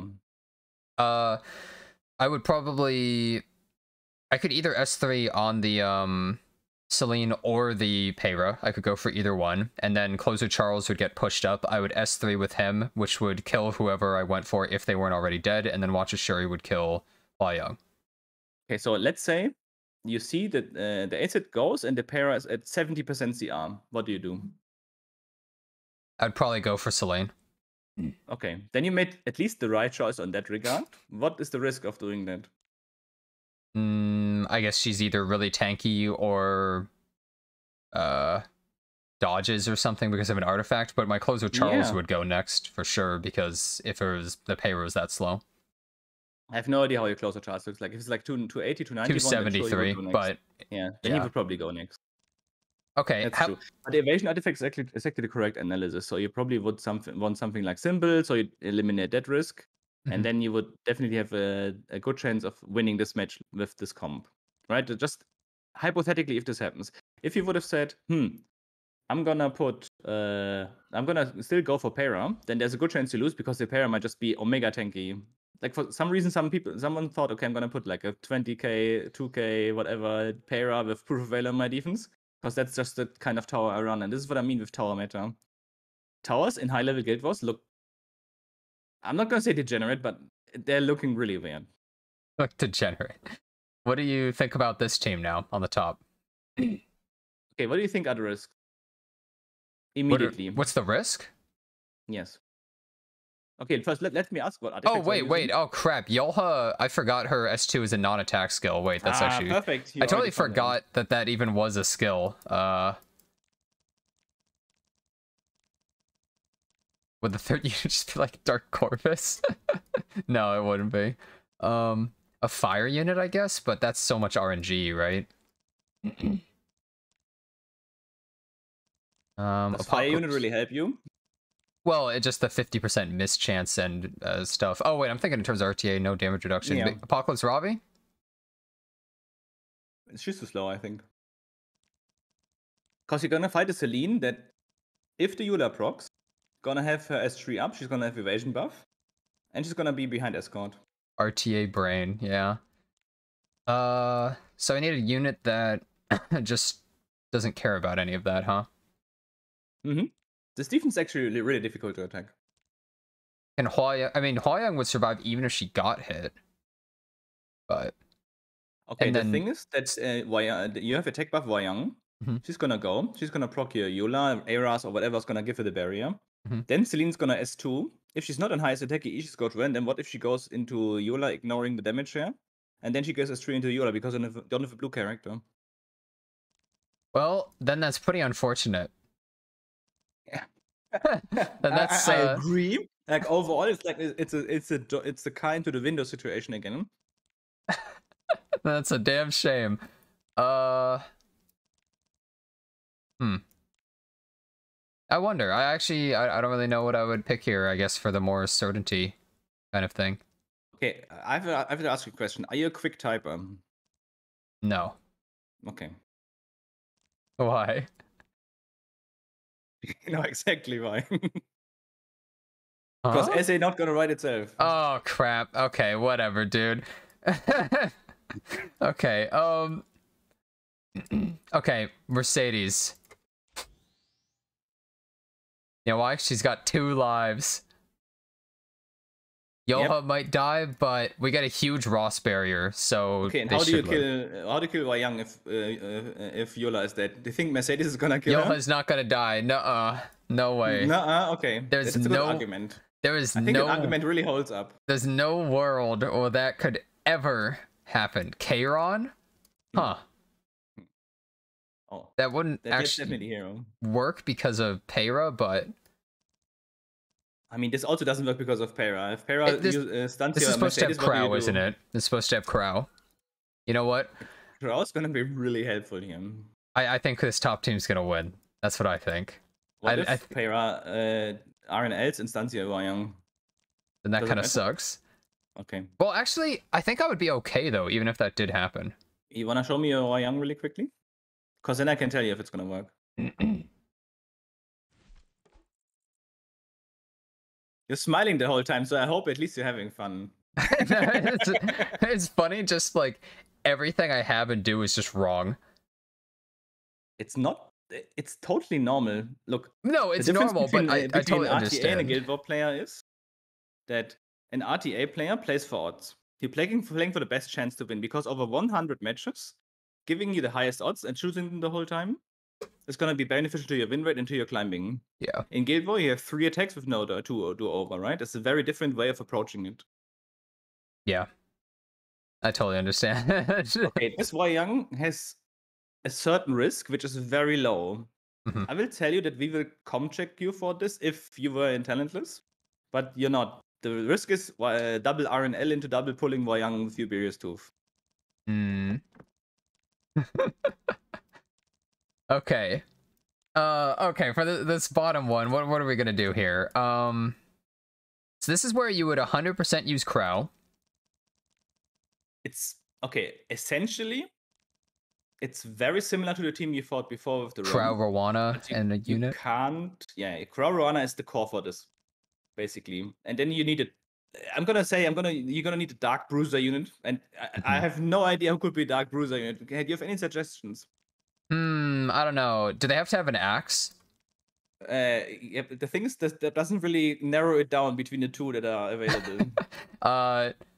Do they have a big axe? Sure, and maybe they also have a shield. Oh, wait. That's a small axe. Oh crap. Wait, I was thinking Apocalypse Ravi. Arav is totally fine. Apocalypse as long as Corvus. you're not as long as it's not injury. Oh, I thought you were gonna say it's totally fine as long as you're not in Talentless. No, this is I would definitely not say no if you had these 3 units in the team. What if it's injury Mercedes? The injury Mercedes is the biggest detriment to this comp. Mhm. But with the Ruana, you can't die. The thing is, with Guild War, you're making decisions. Basically, when you're scouting, you're making assumptions of what things are gonna be there and what's most likely, what's not gonna be most likely. If you Mhm. eliminate before you're attacking the tower, if you eliminated all the things that can go wrong in some way or the other, you take into account what if it's injury. For example, let's say, okay, it's injury, then I'm gonna hard focus the Mero and kill her first. Because it's gonna be the biggest problem for me. So I'm gonna use my horse really early, because if I have Rana, you're not gonna get a big horse anyway. And then I'm gonna use Apoc S3 onto her as well, and she's probably gonna be dead. And then the injury is not a problem. People overthink this because they're thinking in a different manner. A unit like Crow, for me at least, doesn't really exist in RTA. Like, we just click on a hero and he's gone. Mm. I mean, Young, of course, but you know what I mean. He could also take a hit. Somebody also asked what artifact on Rwana. For this comp, you go for Shimadra, Ice Crystal. It doesn't really matter. For this comp, their damage is not high enough. There's no Death Break. The Vigor is okay. But as soon as the Crow is able to horse, which should be early, because your Crow should be like 160 speed, it's gonna go after the Rimuru, and then he's gonna S3. And you win. I don't have Pilus built, but I thought that they would be a pretty decent pick there. What do you think? Yes, then the team slightly changes. Could work. Let's just set up the team first before you waste some of your gold. Oh, well, it's actually free and equip. Do you guys actually unequip and change things around constantly, like in your guilds for Guild Wars? If you want to give yourself the best chance, for some of the setups, it's really good. And this is what I meant with last season was hell, and this season's really easy. Okay. Last season, when there was a lot of Young defenses, and you didn't know what kind of Young it was, and you want to make it as safe as possible, it was required to adjust Emilia's speed a lot. So, meaning we were putting different gear sets on Emilia to make her faster, slower, whatever, to give us the best chances of winning, basically, because Emilia was the core unit for last season. I'm sure that you're gonna love this team. So to answer your question, yeah, we're gonna spend gold. Okay. So what do you think about this pretty sweet team right here? I mean, the triple dark is already a classic at this point. At this point, it's a classic. Yeah, you know, what can I say? Dark units are, they're pretty cool. They're pretty good. Yeah, I mean, if you think that your Medvic or Assassi can take it, the Rimru's gonna S3, maybe Death Break your team again, Merc S3. I think I could take it. Yeah, but the Fribbles Guild War tracker, if you see this comment, A is outdated, and B offers in the 30 to 100s, which is gonna work to a certain extent, but not at the top level. I'm going in. Go ahead. Good luck. The fun I would Alab- probably suggested to put hand guy on proof here, but of course, I mean, A hand Gohan guy is really proof. helpful with your team. That's an Alabastron Payra. No. So what I mean, at this level you're not gonna have the most ideal setups probably in defense, and your gear is really good for this. This is a... Huh. Actually has health on it. Makes sense, though. That was tanky. Was probably gonna use a free set or intentionally tanky.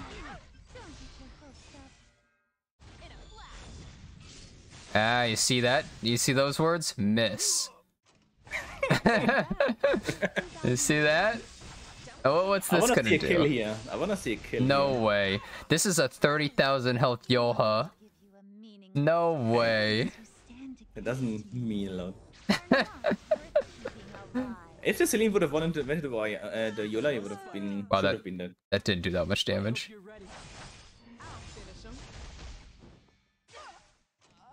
Easy Guild War. So, when am I joining? I mean, No, I'm part the of my level you're guild playing forever. it, the level you're playing it, you could easily join Talentless 5 and involve as a player. Talentless 5? Wait, how many guilds do you guys have? We have 5 at the moment. Okay. Damn, the bottom build. How strong is Talentless 5? We founded them last season, and you know how recruiting is, right? But I think we were able to get a decent team together, and they finished the season at rank 139. So That's pretty good. the idea of Talentless 5 actually was completely different. It was not supposed to be a Guild War guild. We were trying to make an RTA guild, but then we realized that recruiting for an RTA guild is basically impossible because there's nothing to There's RTA no together. point. Yeah, there's nothing Yeah. that holds the guild together at all. Oh, perfect. Magic for Friends procced. Yeah, perfect. Oh, I just want to do that before they get attack buff, right? Sure. I mean, That's how I saw it.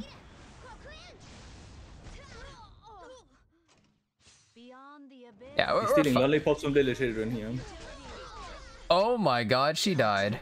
I'm actually shocked. Shocked and confused, or? And dazed and confused. you already remember what kind of HP these heroes have because they already take a turn, and then you can think about who you wanna prepare for the S. Wow, my Quirk is still defense broken. That's That's. Imagine if you had proof on him here. Would it help? it's fine. Yeah, probably Nah. gonna be fine. I don't need an essay, guys. Amazing. You're just better than defense. I don't need an essay. Come on, guys. If you're scared, run. Your life ends here. Emil Quirk might die, but that's just... We're You fine. take those, right? Yeah, exactly. Nobody likes him anyways. It's fine. Would have been very different if Medvik was dead here and Silis would already provoke you, Ravi. I think then you would have been in a bit more trouble. Maybe. Let's see. Well, she's gonna S1, which just pushes me. Yep. Oh, we got anti-crit. Step back. And effect resistance, so let's hope. Wait, they're alive? Oh, uh-oh. It's gonna kind of hurt. Okay, notepads out, guys. We're fine, we're fine. He's lost a lot of health. It's not that high damage. Yeah, see, look, we're... See, we're fine. I Yep. waited for a moment there. I was like, Outplayed. wait a second. Yeah. This yeah. is hard outplay. This is actually just pure strategy gap. This is. This guy's you defense outdid team... This poor guy's team. This guy's defense team just it didn't have a chance. Like, my strategy was way too solid for this guy. An easy, simple, clean win. Just get him out of here. Your life ends here. You know, you're right. Strategy does really beat gear. Like look at how hard we won because of the strategy. Yeah, and not because of the gear at all. No, my gear's terrible. Did you see? Smallgate put out a video about I'll take clearing Wyvern, and I can't even clear Wyvern 13. Did you know that? I saw your Twitch stream 1 or 2 days ago, And you had a Wyvern team, and you were already saying that it's probably not the ideal Wyvern team, but it doesn't matter. Oh, well, So I was actually joking keep about something working else. on But it, yeah, my team and is... then you're gonna be able to clear it more fast in the future.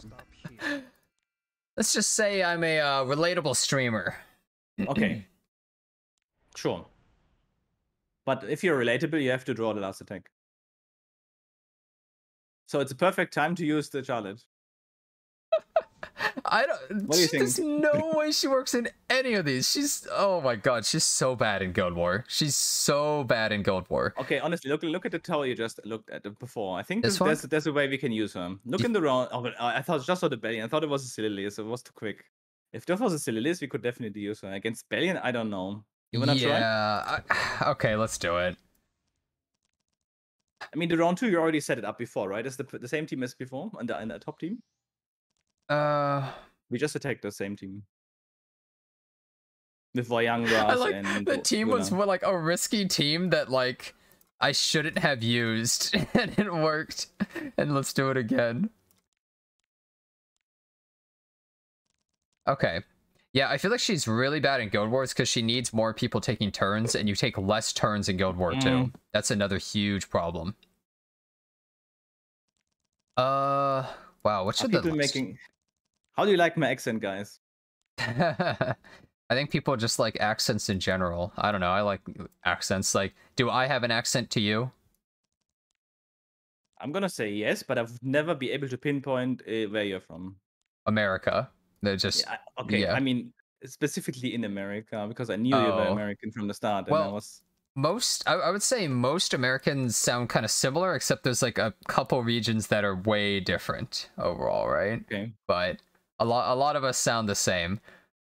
A lot of the world seems to think American accent is kind of just like not an accent, like it's just barely anything, pretty much.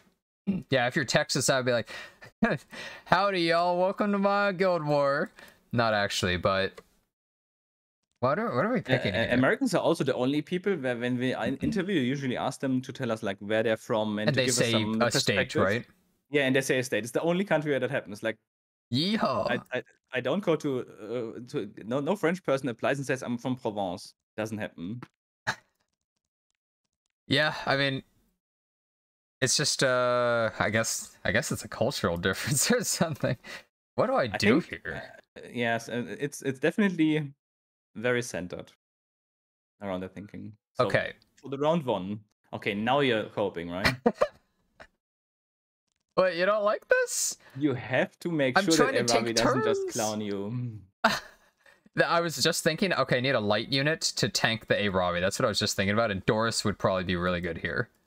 Okay, you also don't have a build, right? Yeah, I don't. I'm basically the most un-Guild War ready human in existence. Oh my god. I know that... Wait, this fight's so easy. Do you see it? I see it, and I'm gonna come check it. It's so simple. Why didn't I think of it before? Wow. Oh, yes. Oof. It's so obvious that I can't believe I didn't see it instantly. Are we gonna rotate out the blue character out of this team? Or? I think we have to keep her in, right? For sure. I mean, how else are we gonna draw? Check out my ML Ken here, right? He's pretty sweet. The best money can buy.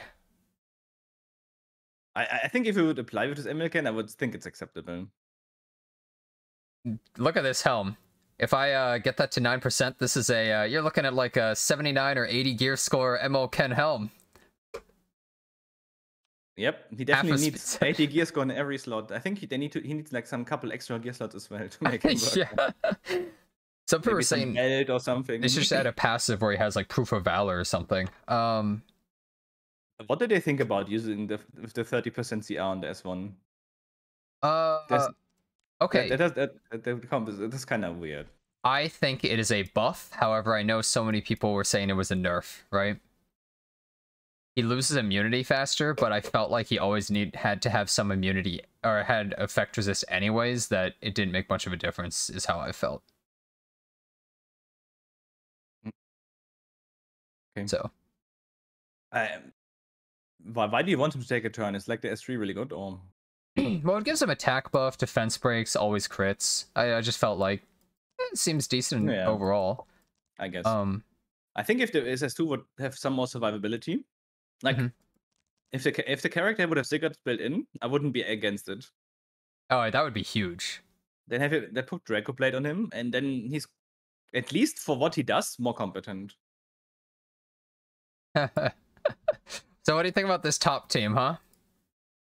Pretty good, right? Pretty good doesn't even start to describe it. Yeah?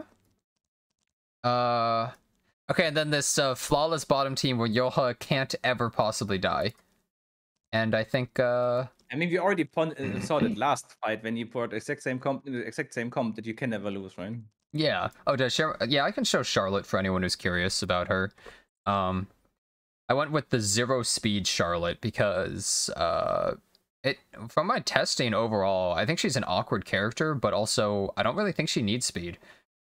She gets a lot of combat readiness from her S1 combat readiness, like, passive thing every time she dual attacks, and depending on how you draft the team, I think it's not too necessary. But kind of hard to use sometimes. I would definitely say very hard to use. Alright, I think we just, jump right on in here. Just for the record, I would never greenlight one of these two teams. Okay, go ahead. It's time for the draw. If you're scared,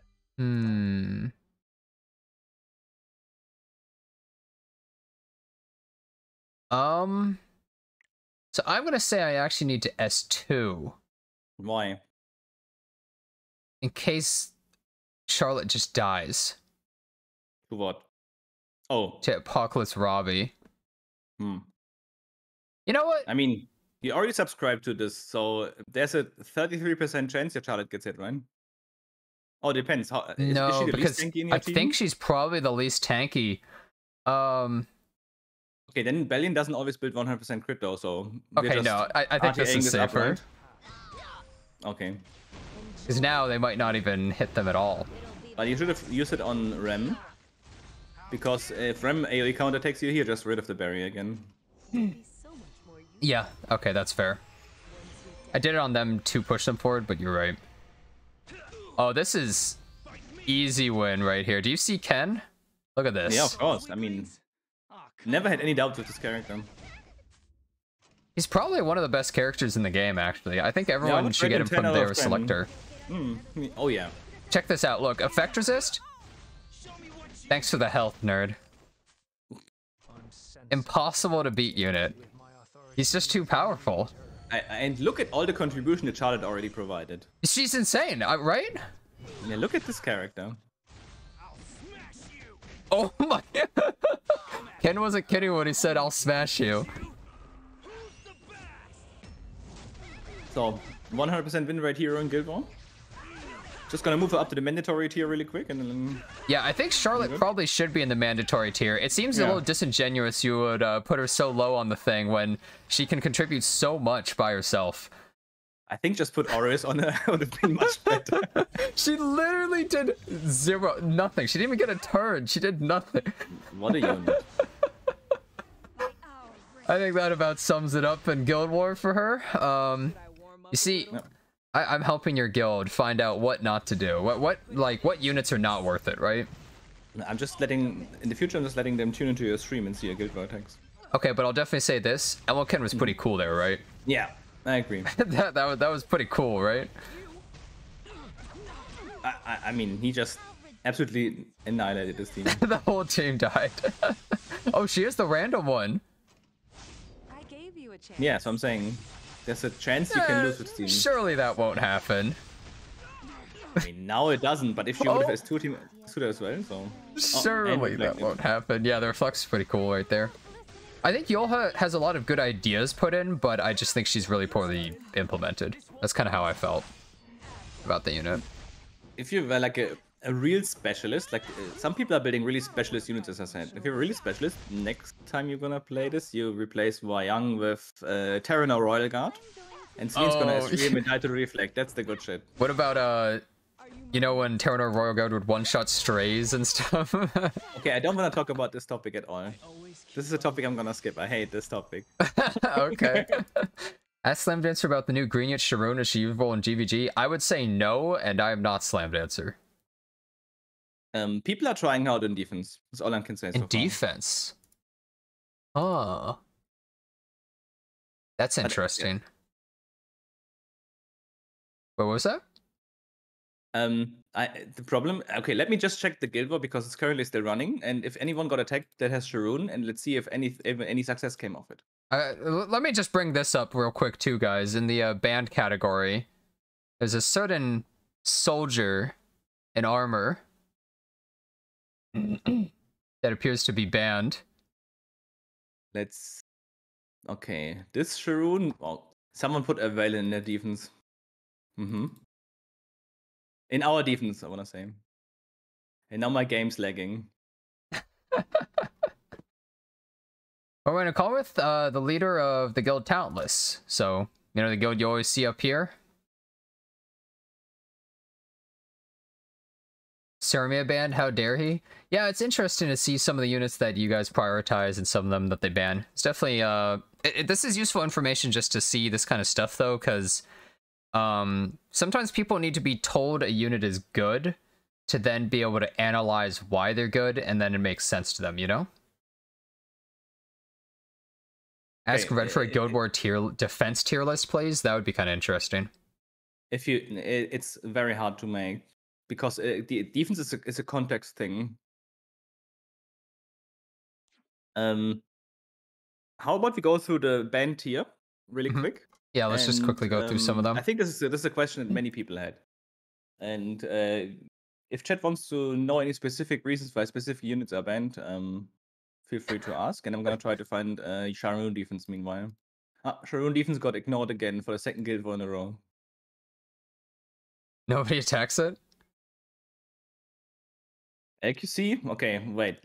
First, why CDOM banned? CDOM is usually used in cleave comms. She doesn't really add any speed to the team. She brings her own book, which is great, but she has to use it herself, which is a problem. So this unit is just not good enough most of the time. Like her damage is not going to be contributed enough when you could also bring, like, if you already bring a unit like this, just bring S10 and nuke someone with the S3 because 2 people are already dead, most likely. Or in Guild War, when you scout, you want to use Gloomy Rain instead. Hey, thanks, Lowen Solo. Appreciate it, dude. Who's talking? Okay, The guild leader of Talentless. Then the next one that was asked was Eaton. Eaton, there's just better heroes for his role. He doesn't have any real self-sustain except for the barrier. And the way he was used when the last season meta with Wayang was very rampant, I'm gonna say people were trying him out in an SSB shell, and that didn't work out so well. So we just put him there as a safety measure.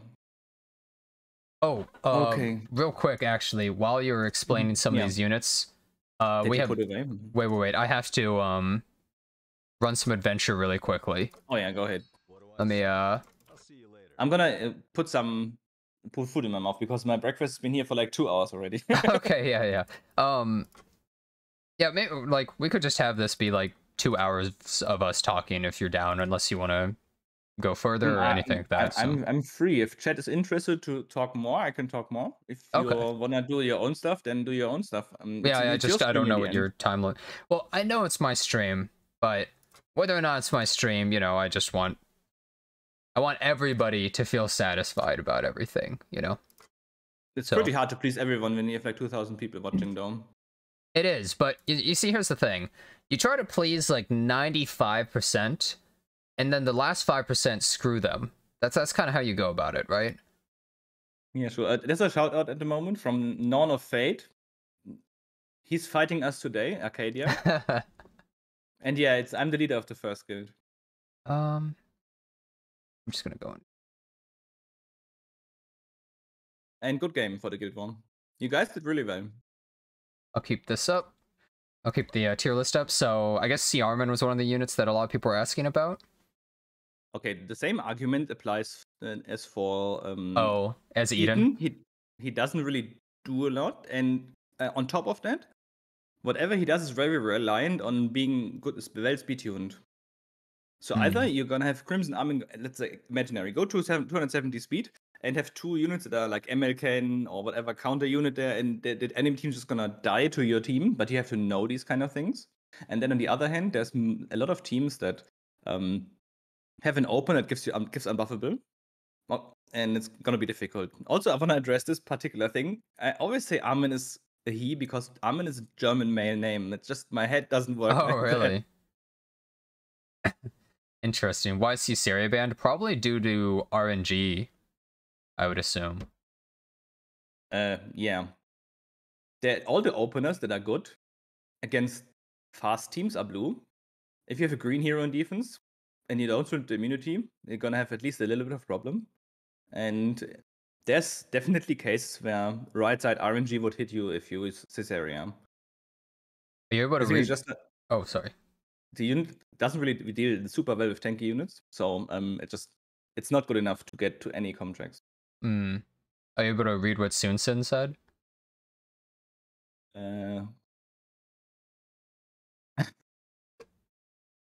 Yeah, he said, Armin, bring me some cigarettes. Okay, I was curious. I was like, I don't know what that means. By the way, what's this above Singelica's head? Is that actually a thing? I or... think this is a refresh icon from the tier list maker. Okay, okay, just curious. In case you, I have no idea.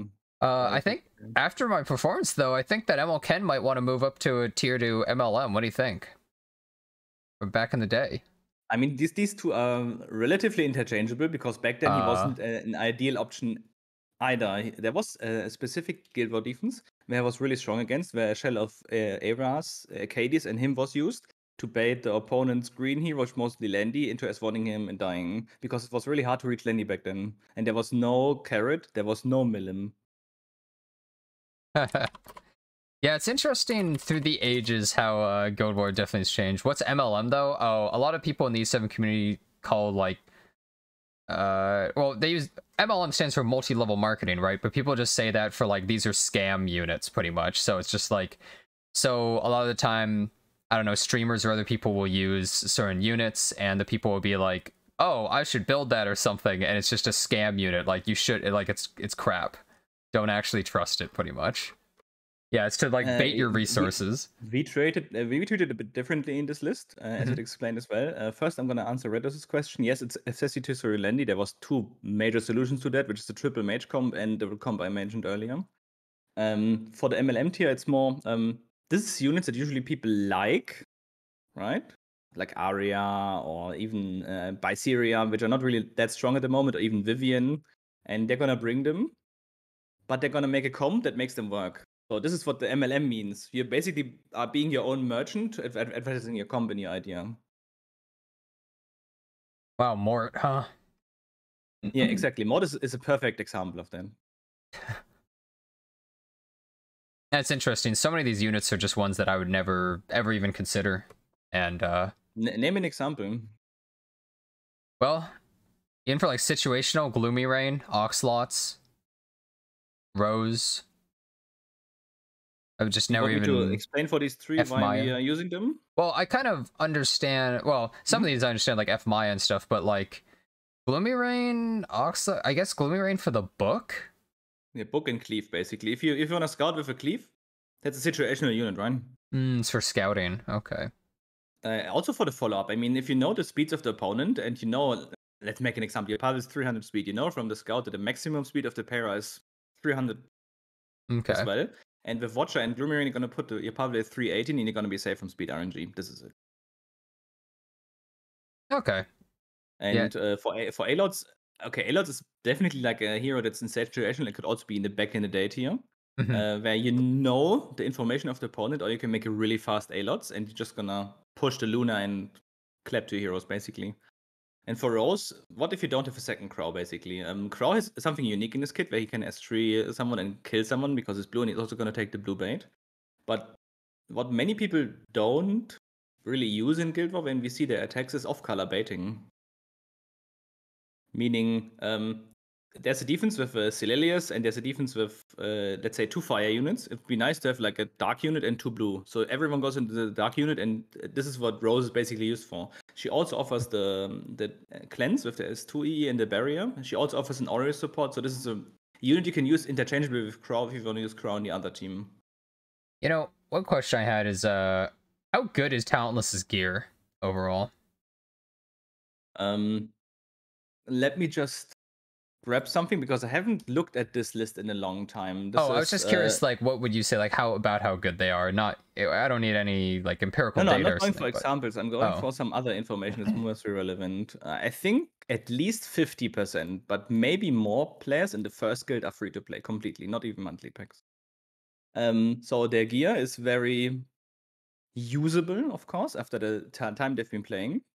If I compare them with stuff I see in the hero journal, I'm very, I'm sure that the hero journal builds are better, but with the hero journal builds, of course, I'm also always very anxious. Is it a free unequip? They just put the best gear on this unit, then move it to the next unit, just post the screenshots.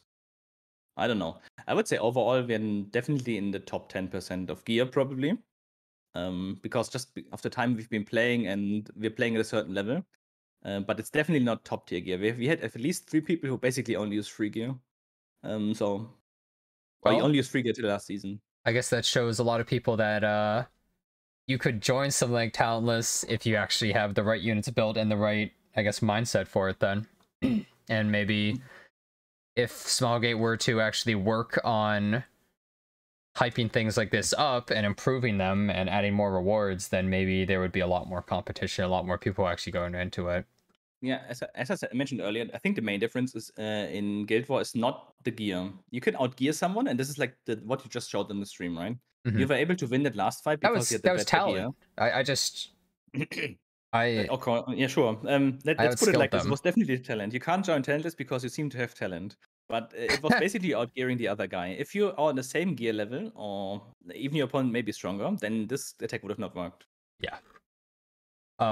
Something that Great Magikarp asked was, what's the best way for checking an opponent's speed? Do you have designated members do the scouts, or are the comps designed in a way that's guaranteed to survive?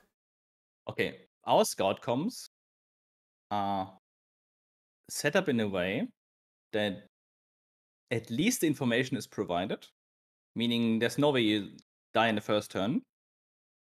Or we are very sure of outspeeding, and we can get a speed screenshot from there. And from then you just there's a spreadsheet we made 1 or 2 seasons ago where you put all the speeds of basically the percentages of the units in, put your own fastest unit and second fastest unit in. I actually know and about it calculates you the Yeah. final speed of all the things. This is a Talentless exclusive spreadsheet. I'm not sure that you know it. Oh, I've seen that there was this other site that It's a my different friends would use in a guild. calculator, Yeah. And you're also being asked, what do you think about like no new Guild War artifact this season? It wasn't only this season. Well, previous seasons too. I have no idea why. them. Okay, what I'm thinking is they should definitely, at least if they're not making a new one, give us another symbol, because symbol is a very Yeah. nice artifact to have. Everyone wants and it. A lot of characters want it, and I'm hard pressed when I play RTA where to put my symbol. For Guild War, it's pretty easy because there's evasion is not really that not really a mechanic for defense. Anymore. So yeah, it's a nice to have artifact, but you can replace it basically. No, yeah, that makes sense. But what I want them to do is make more artifacts that make attacks more interesting or attacks more safe. Like Bastion of Hope is an insane artifact, for example. On the other hand, Victorious Flag is absolute garbage. Like, where are they going with this? Smallgate is like kind of like a mad genius where they're completely insane and they do horrible, stupid things, but then they also sometimes have strokes of genius too, I would say. They're kind of all over the place. Yeah, it feels like sometimes they just want to plug a hole and then they're gonna do something great with it. I was actually... Or rather, on the other hand, no, actually, I think it's the other way around now that I think about it. When they need to plug a hole, they're getting worse, like Yulha, for example. But when they have more creativity, when everything seems to be like a bit more relaxed, they're gonna bring out better content. Yeah. I remember I was actually talking to Mashu once. I think we were playing a game together. And I was like, hey, maybe Smallgate could release, I don't know, maybe another symbol of unit. Well, I didn't say that. I said some more Guild War artifacts, like, you know, maybe increase the amount of the Guild War artifacts we can get. And he was like, oh, you want some more Victorious Flag? I was like, no, I don't want more Victorious Flag. Give me anything else. Like, he was joking, but like, I could see them adding another Victorious Flag and not another symbol in like the next Guild War season or something like that. Like, I could see them doing that, just so out of touch, you know? Yeah, But I agree. There's no balance in the quality of things they're putting out sometimes. oh, this is a good question, actually. Yeah, do you have any expectations in the coming collab? Do you know Full Metal Alchemist? I know it. I've watched it. Oh, really? A long time ago. I Mhm. mean, I'm maybe like 10 years ago. I'm gonna say maybe Yeah, 8. it's an older show. I really liked it. It's one of my favorite anime I watched. Oh, I watched it with my wife, and yeah, she liked it as well. For the collab itself, mm, I'm expecting a shitty free unit and 2 units that are gonna be at least usable. That's what I'm Yeah. thinking. Because I think on collabs, whenever they bring a unit, okay, let's exclude GG, but even those units are very good at back in the day. There's some outside force telling them to put good content out. yeah. Whoops, sorry. What would have been your dream collab? What did you want? From the anime world, or I 'cause guess otherwise, just in general. obviously, it's gonna be LeBron James collab. No, Wait, what would you have wanted? okay. This is a really good time where I need to get something to drink because I need to hydrate. I'm gonna be back in like 1 minute and give you an answer. Okay. Okay. Wow, he wants LeBron James collab, huh? Same? Okay, guys, settle down, alright? Multiverses already took him, okay? LeBron said... I think putting real people into this game would be one of the most ridiculous things they could ever possibly do. I agree. I'm LeBron's back. oh, okay. LeBron's in Fortnite right now? Great. Oh. Even now I can't really come up with everything because I like anime, but I'm not like I don't really Mhm. have a good creative mind to know what characters would work in there. I don't really need anything in there. I think from the anime I would like a One Piece color, but it's probably going to be unlikely because they have their own game. It's just interesting to hear about, that you would be know, my because answer. everyone has a different answer pretty much to what they would like to see and what they really like. I wouldn't. There's no collab in that they could bring that would make me spend more money than I'm already doing. Nothing? Not even No. LeBron? Okay, I was just brought it up because that's a funny answer, but Yeah. I'm not that much into I know. No, I LeBron. assumed you don't. Yeah, I assumed you don't even care. But No. Since I'm German, the sport I'm watching the most is obviously football. Mhm. And my name, Red Mancunian, comes from the Red Manchester team, Manchester United. So a Oh, Manchester United collaboration would, of course, be fun. It's probably yeah, gonna if that be collab unlikely. happened, you wouldn't spend any money? No. This Yeah. club is already rich enough, and Smygate already gets enough of my money. Okay, fair enough. I actually spend almost nothing on this game. In total, I would say... Anymore. well, in total, I've spent about, of my own money, I've played for what, 2.5 years or so, $800, and chat sponsored me about $1,200. It's not nothing, though. It's it's not nothing. I would say, okay, let's keep in mind 600 of those dollars were pulling 4 specimen says. So Okay. that wasn't really all that useful. Wait. Was it on the Aeola banner? Yep. Oh, Yes, it was. I knew it I didn't even get her. immediately. Didn't even get her. It was 4 Oof. specimen says. Every Okay, like live pro tip, right? Live pro tip: never, ever pull on the 4-star ML banner.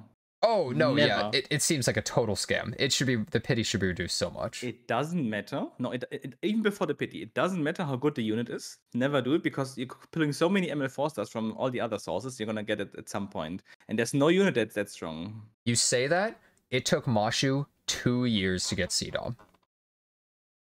Yeah. Maybe Two. should be Imagine playing more waiting than 2 years. Playing more. he has like two 24 speed rings on speed set, but he just couldn't get CDOM. That's insane though, if you think about it. He's insanely lucky with gear. Yeah. I wish I had 24 speed gear. Yeah, my speed is overall really bad. But like in terms of the people that I'm playing against, I would like to clarify. Anytime I'm like, yeah, my Ran isn't that fast. He's like 302. It's like people are like 300 speed. It's like the people I'm fighting against are 310 minimum, pretty much. Yeah. I remember a time where we thought, wow, 240 is a really fast unit. Yeah, before Reforged and stuff too, you see like a like a Basar at like 250 or something. It's like, okay. Yeah. Wow, this guy's racing. Yeah, whoa. How is he doing it? Oh my god. And this book is also mixed. Is this a whale? Yeah, and we've spotted a whale. The fastest unit on their team, 108 base speed. Whoa, I don't know if I can outspeed this guy. Yeah, it was simpler now times. Look at the 128, 129 base speed units. I have no idea what the hell they are thinking with these units, but sure. You truly don't think that some of that kind of stuff could be nerfed and it would be good though? No. Interesting. Okay. Yeah. A meta game is flexible, right?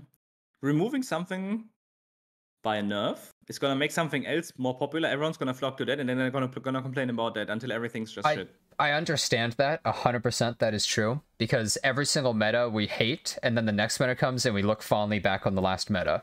But once you say that there's some problems with some characters, such as like ML Koeric, right? Like, how does any cleanser beat that ever? Can't power creep that, right? Doesn't really offer sustain. And you can easily make a unit that is good against him. Make a 2-turn debuff. Like Broman exists already. I'm not gonna say pick Broman in the RTA matches, 85%. But concept of a unit like that exists. In Guild War defense, I would just put the Broman in my Guild War defense if he was a better unit. Interesting. I guess that's the really big difference between Guild War and RTA, just in mindset, I think, because I feel like a lot of people who play a lot of RTA really wish there were nerfs.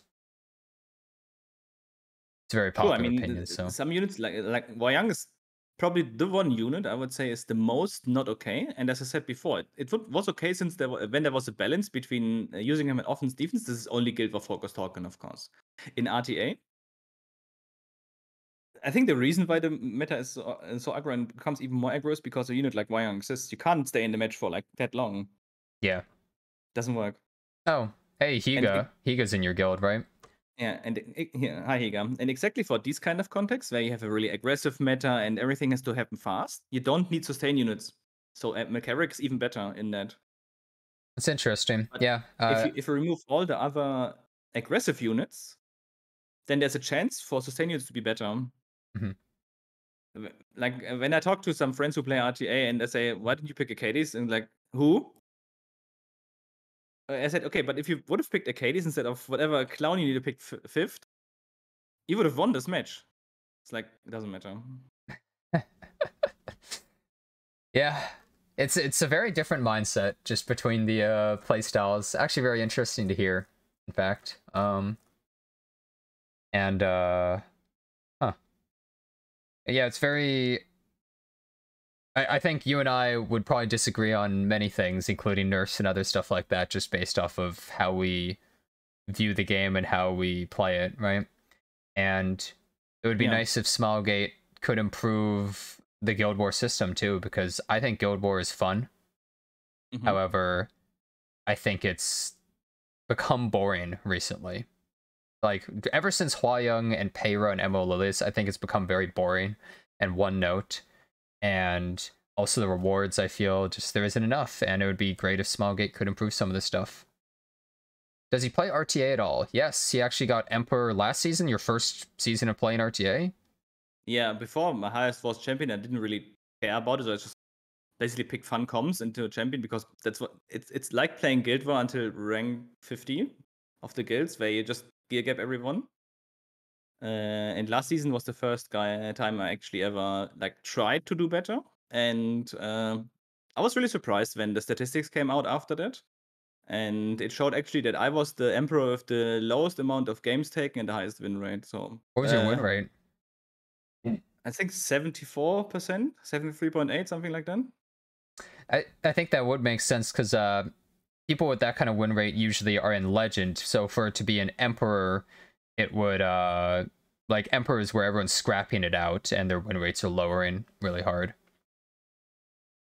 I That's think pretty it interesting. helped. It helped that I was climbing relatively late as well. I Mhm. think if you go early to yeah. Emperor, you're gonna have a lot more competition at the start, meaning your win rate's gonna plummet as well. Yeah, you'll be in like Uh, champion fighting like number 1 and 2 players.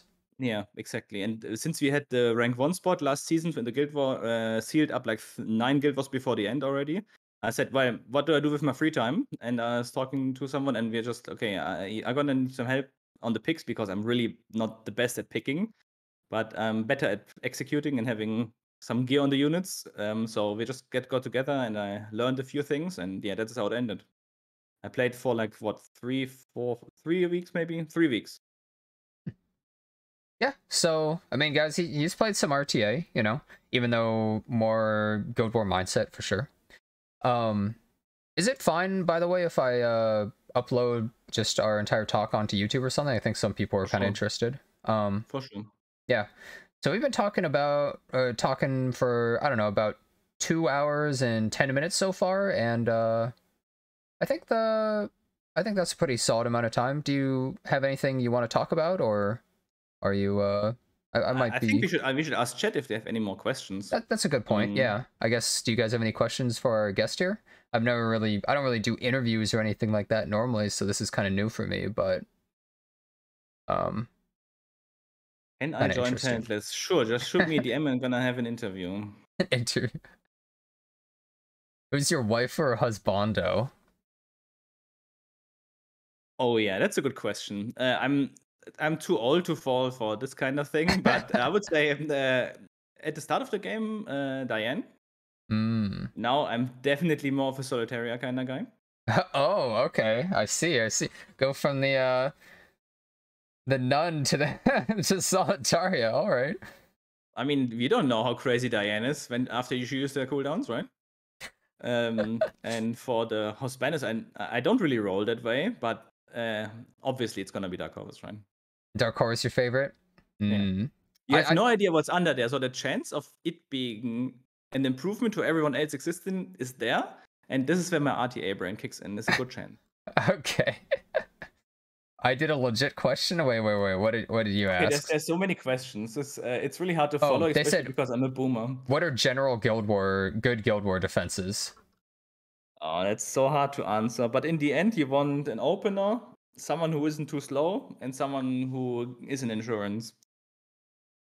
Okay. Do you think Senya will be good in Guild War defense? I guess we can just answer these quicker, right? Senya was already really good in Guild War defense last season. Oh.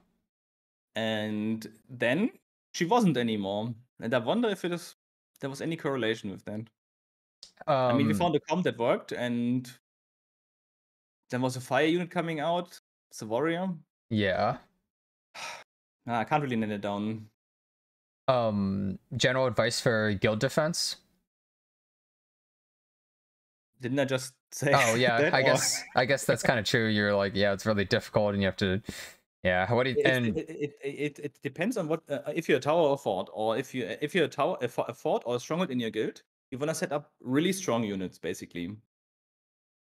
If you are a tower, your aim should be to subvert expectations. So the opponent sees a team. Less people hit you, you want to trick them.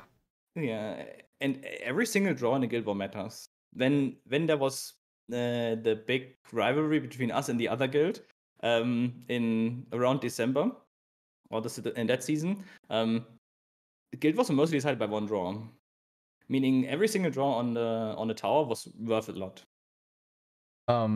As for the question to George, he was asking about Guild War bans, and I think you kind of talked about it with like soccer spirits and stuff, right? You think that that's actually like an interesting way of spicing it up and making things more interesting, right?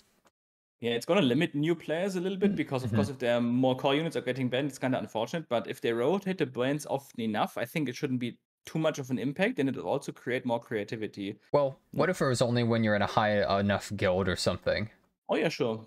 In top 100, if your guild started as guild 1 top 100, the problem is what if you're facing a guild outside of top 100 and the matchmaking comes in again? Does it Yeah. work? It's By the way, we fought you a couple times when we were yeah. like, we actually had a season where we almost made top 30, but we lost Oh, 2 guild nice. wars in a row, and I think it was against you guys, and then like rank 3 guild for some reason we fought in a row and we just lost, and it was like, what the hell? Our guild's really casual, but we almost were able to.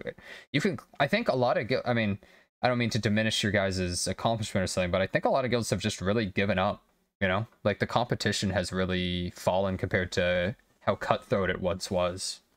Yeah, I mean, I went into the reasons of why that happened earlier. I mean, Yeah. the score cap was easier to reach. You were able to survive with gear. You were more often able to draw, and people are not willing to put in the effort into something that, personally, for them is not that rewarding. Yeah. Which is exactly the niche that RTA hits, right? Mhm. It's very personally rewarding, but it's not rewarding for anyone Yeah. else when you're doing It it. doesn't give you anything actually good or cool, really.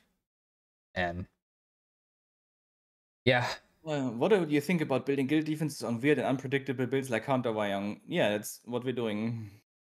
well, so I guess that's kind of what you do for the small towers. Yeah, you just want to.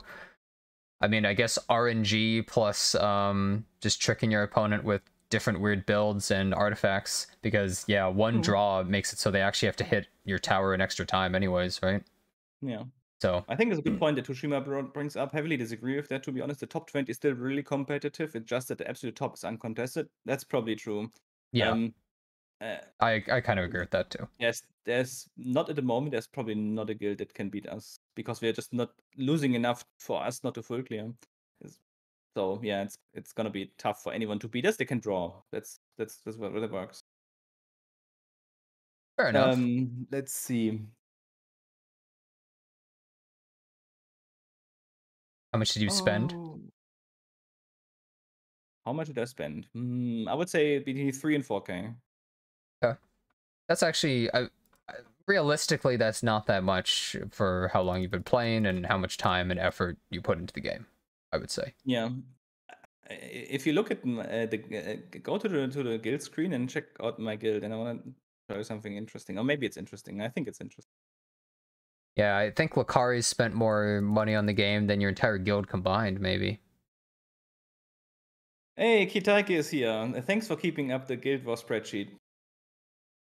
So, But what did you please want to stop look at? pretending you're not actually tryharding. Okay, scroll to the bottom.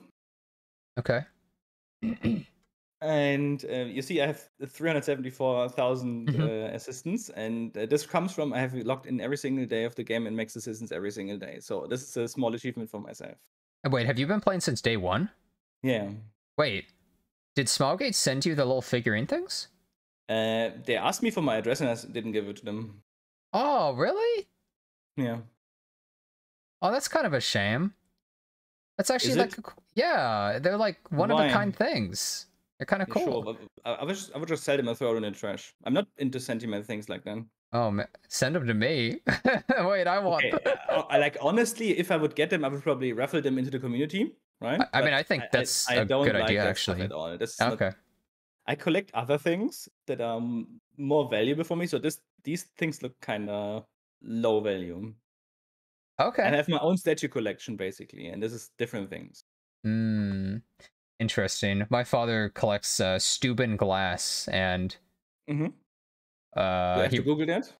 Or you wanna Google that for me because I have no idea what Oh, it is. okay. Well, I just was saying it's like they're all like glass sculptures and just really Okay. high quality stuff, pretty much. And Mhm. well, let's say I have a bunch of anime figures. I don't know. I like. I'm not super materialistic, but it's just like I think collecting stuff is fun and cool, and it's cool to own stuff from a game that you really enjoy. Oh, for sure, but I wouldn't put it up, so it would just be in the box. Would kind of be a shame. Should GVG have Frenzy? That would change the whole game mode. No, it wouldn't. It would only Really? for the scouting options. After that, we're just cleaving everything. Okay. Fair enough. Huh. Yeah, that's actually crazy that you've actually played since day one and you've logged in every single day. That's really interesting. There's very few people that can say that. Okay, I've logged in on the day my kid was born, right? So I was in the hospital and logging Well, in of doing daily course. system. Okay. So Honestly, I that's really not like this game. I don't even think that's weird, actually. Like, what are you Okay. supposed to do when your kid's being born? Just like lose your mind the whole day, like 24 hours? No, you log in. Like, why not? I mean, maybe you're not going to sit down and play some Apex or something, but like, you know, you're just waiting. You're sitting on your phone. It's like, oh, I log in. Is there guild international players? Yeah, we actually have about 35 nationalities, with Americans being the majority. Mm. Okay. It becomes second nature. Yeah. How would you incentivize top guilds to compete?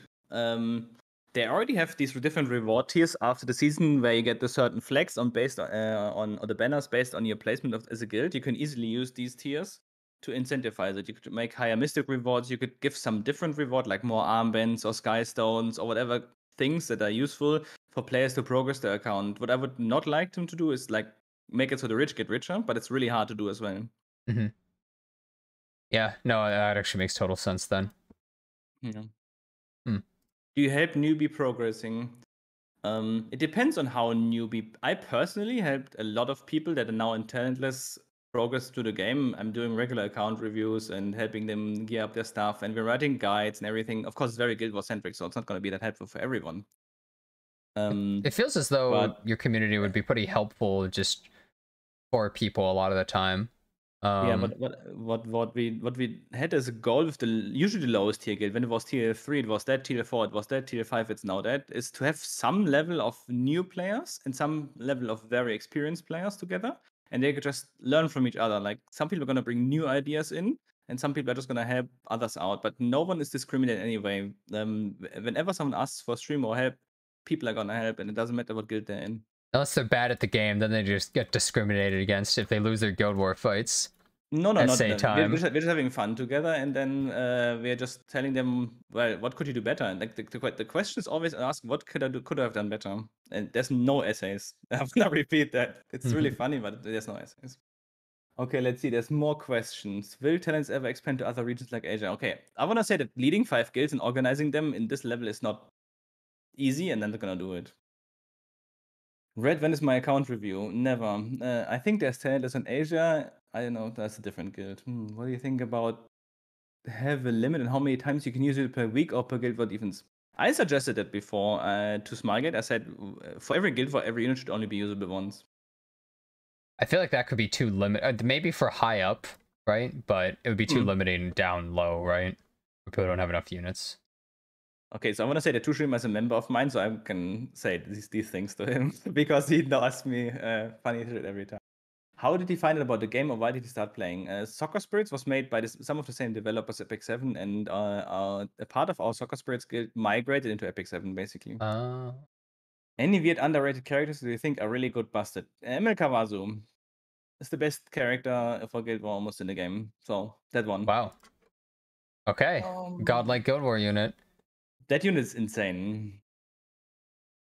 Okay, let's see. Yeah, Ito Garashi helped me a lot with his videos. Yeah, Echo, or is his YouTube name, Ito Garashi, makes a Guild War video every single day, every single Guild War, uploading the fights, explaining stuff, and providing good content. No, highest non-marina rank, of course, rank 1 legend.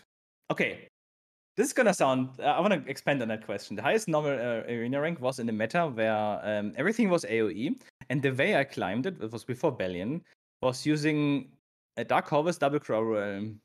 It sounds slow, but I could auto everything. Dark Chorus double well. What's an good ML quasi build look like speed wise? That would probably depend on the team you're fighting, right? Yeah. Okay. What about if I just give you a screenshot and you can just show it on stream for the ML? Yeah, sure.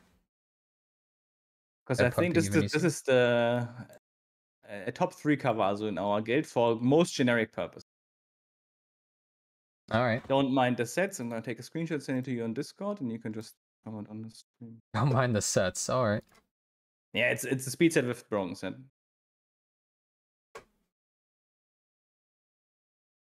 This is a Kawazu that's used, huh? Wow. Very nicely focused stats. Yeah, my Guild War units are optimized. The spear is just there for the last fight I had. That looks pretty solid. That So actually looks the like a pretty idea good basically build. is you don't die.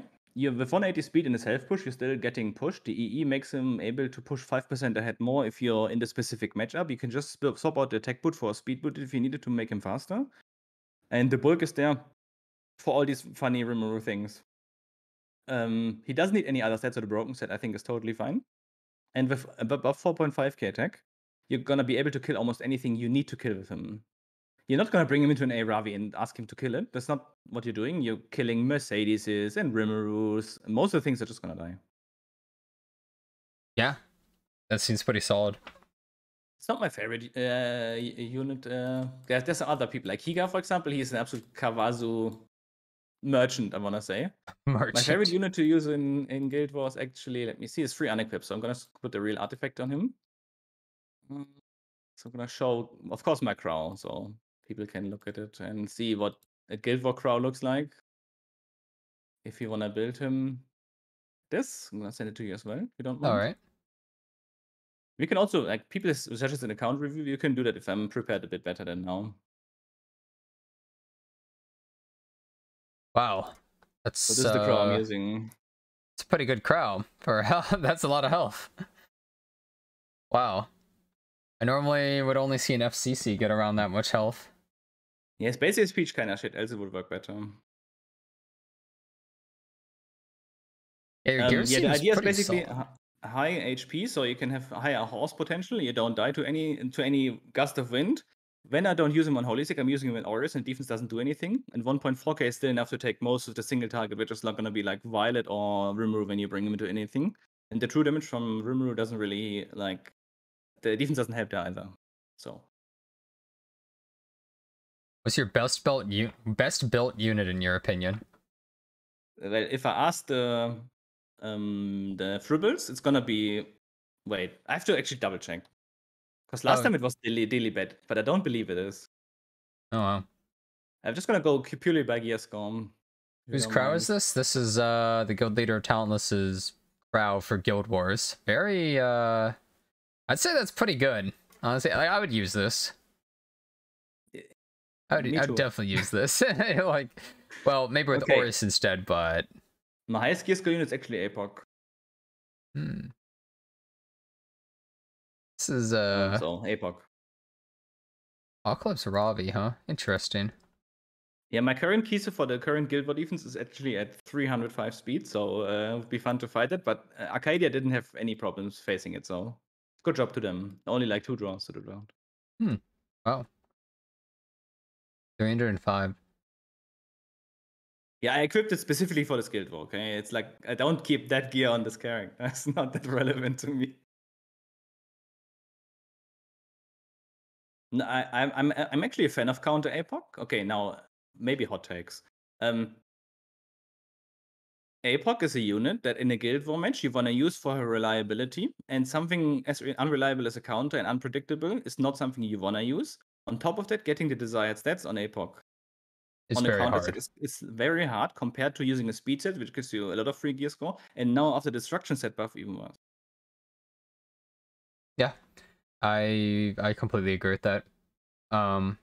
That's a lot of characters on counter set overall. Yeah, 305 speed Kisei. Yeah, your gear's, you know, I bet you're faster than I am. No. If he could make any non-meta useless trash unit usable, who would it be? There's only one choice. And that choice is Fire Ken. I love Fire Ken. Wow. Okay. I don't even think I put Fire Ken into ML Ken. I don't even know if I have Ken. Wow, you guys like Fire Ken too, huh? Of course. Oh, how can you not like him? I don't really like just him. Punching people. Okay, let's see if there's more questions. Yeah, maybe just a few more questions, just because I'm gonna be uploading. You want to get rid of me? I no. I feel it. It's already the third time you're bringing it up. I get it. It's not because that. It's because I have to upload the whole thing to YouTube, and 2.5 hour upload is Okay, I think you need to get ahead in the YouTube game. What you do is you make 10-minute videos, right? No, And you put a lot of ads in them. No, that's And gross. thank your sponsor, NordVPN. Thank you for Thank you, Raid Yeah. Shadow. Yeah. And then your title should be, "Wow, this is what top players say." Yeah, number one Yeah. best PvP master, and right, but Yeah. it's PvP, specifically you have just to, you Guild have to Wars. underline the PvP like really hard. Hey, The PvP part is important. Doctors, thanks so much for resubbing for 16 months, dude. Thank you, man. I appreciate it. Bait title, yeah, Also- just Jenna, if you didn't do it yet, you should claim your web event before reset. well, I am gonna do that. But there's also I Okay. want to go through all the art thing, so I kind of want to do that before reset. So I was gonna Okay. have you answer some questions, and then in the last I mean, I can also whatever. just do something else for like 10 minutes if you want to take a break. No, don't worry about it. It's not I a can big also deal. come back if the Twitch community wants it and if you're okay with it. You mean like today or another time? No, please. It's okay today, but I've been doing this through the time. I'm actually supposed to be working, so and I don't want to be intruding on your stream too much. Let's see. I gotta. Have Slenders a vote for the art pieces? No, don't do that. I don't care about art. Like this particular art doesn't matter to me. Well, you gotta get the energy though, right? I'm clicking random boxes and I just want the things. Wait a second. How does your best runner look like? Yeah, I don't know. It's just high HP, high defense, medium speed. If you want, you can put her on counter and 100 effect resistance. Okay, I already know which one is the absolute best one. Which one is it? This And one. why? It's so high quality and it's so well done. With the beach characters up here playing Epic 7, you got the World Championships and ran as S3, and that's all the ice and mist from it. I feel like this is the best one. Yeah, this is a lot of things. And also, what I want to mention, Sermia's face is exactly what I make when someone suggests Caesarea. So that's perfect. You don't make this face? Yeah. Okay, what are the other Stell ones? is number one in Ancient Inheritance. No, okay. In Ancient Inheritance, it's kind of a weird thing where guilds that are up early in big numbers have a big advantage. And since that is mostly in the evening Asian guilds, they're always going to be an advantage there. I actually like this one too, I think.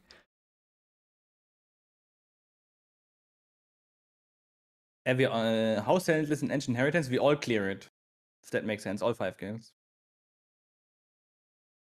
You checkbox one at a time and vote? Oh, that's... Yeah. Exactly. Okay. That's why I can't.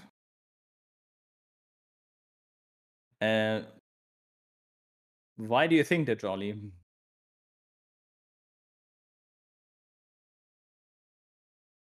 What units do you think could be really good with some small buffs?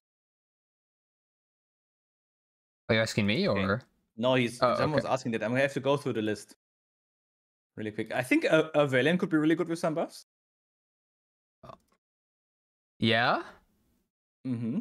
Yeah, Ervelin? What kind of Yeah. change? Maybe he does more damage to monsters or Maybe something? just give him S3 would be really nice if it would counterattack stance and deal damage based on the HP difference. Oh, that'd be kind of That'd be cool. really cool. Imagine Yeah. if they added that to him. Yeah, wow, that would be a really interesting thief. Have you watched any of the E7 World Cup? Just curious. Honestly, no, because I don't care about what the other regions are doing. Well, are you I gonna care watch about Global the- then? I'm gonna watch Global, also because of the time, right? It was like 5 a.m. my time. and Yeah. realistically, you It's can't do very it. bad for Europe time. 100%. But the Global I'm gonna watch, especially because there's a couple of friends in there who I want to win. Oh, well, that's good. Okay, let me just look at units that need small buffs and could be better. Okay, hot take. I want Carrot to be better again. Hey, dude. I think Fire Ravi is close to being viable. I'm gonna name like 2 or 3 other units, okay, and then I think GP just needs a small buff. This is very personal though. GP was the talentless spirit animal before the new meta. I hate He was Joe listed in a lot. Perkins. We built him completely different than the RTA. Yeah, I know. He But traumatized me. I'm done with that guy.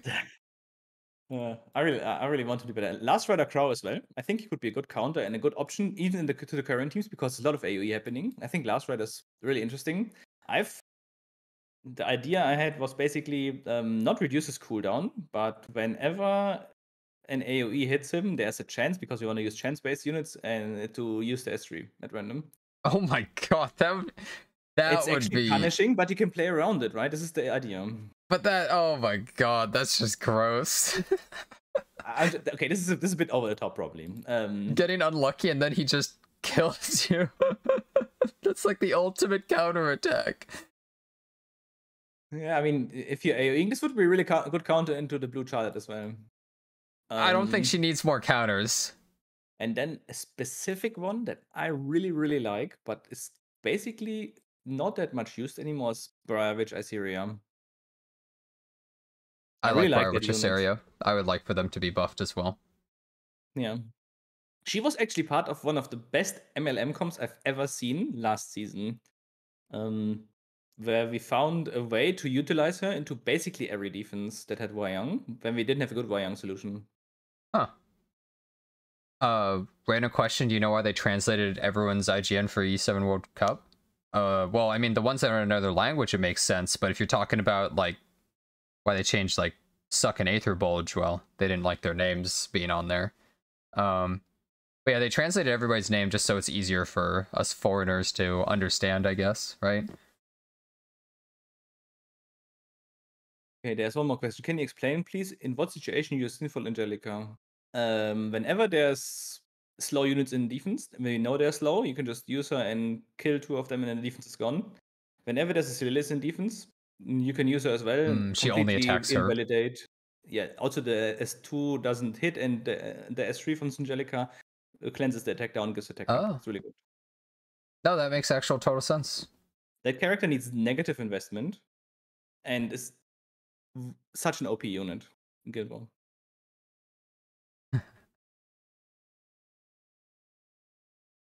All right. I guess that's all the questions then, for the most part. I mean, we did the Guild War already. Yeah.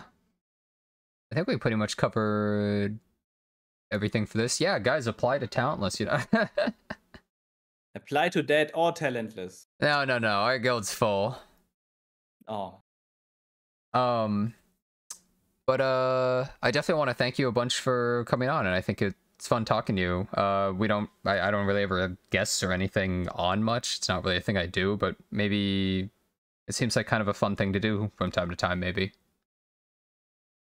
I agree. I had a lot of fun. Thank you for having me on. Yeah. Thanks for the Twitch community to be nice, asking questions. I don't mean to know like anything more about Guild War, let me know. I didn't mean to like, try and shove you out or something, but Yeah, anything like that too, right? Because I do enjoy actually talking. It's just, I think we've had a good discussion. I don't want it to run dry or feel weird or anything like that as well. So sure. Yeah, but, I mean, there's definitely a good chance if you asked me, I would come again. All right.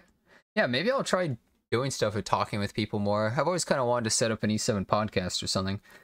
But yeah, thank you for coming on, and also thank you Talentless Guild members for hanging out and chat, and I appreciate everyone who watched this entire thing.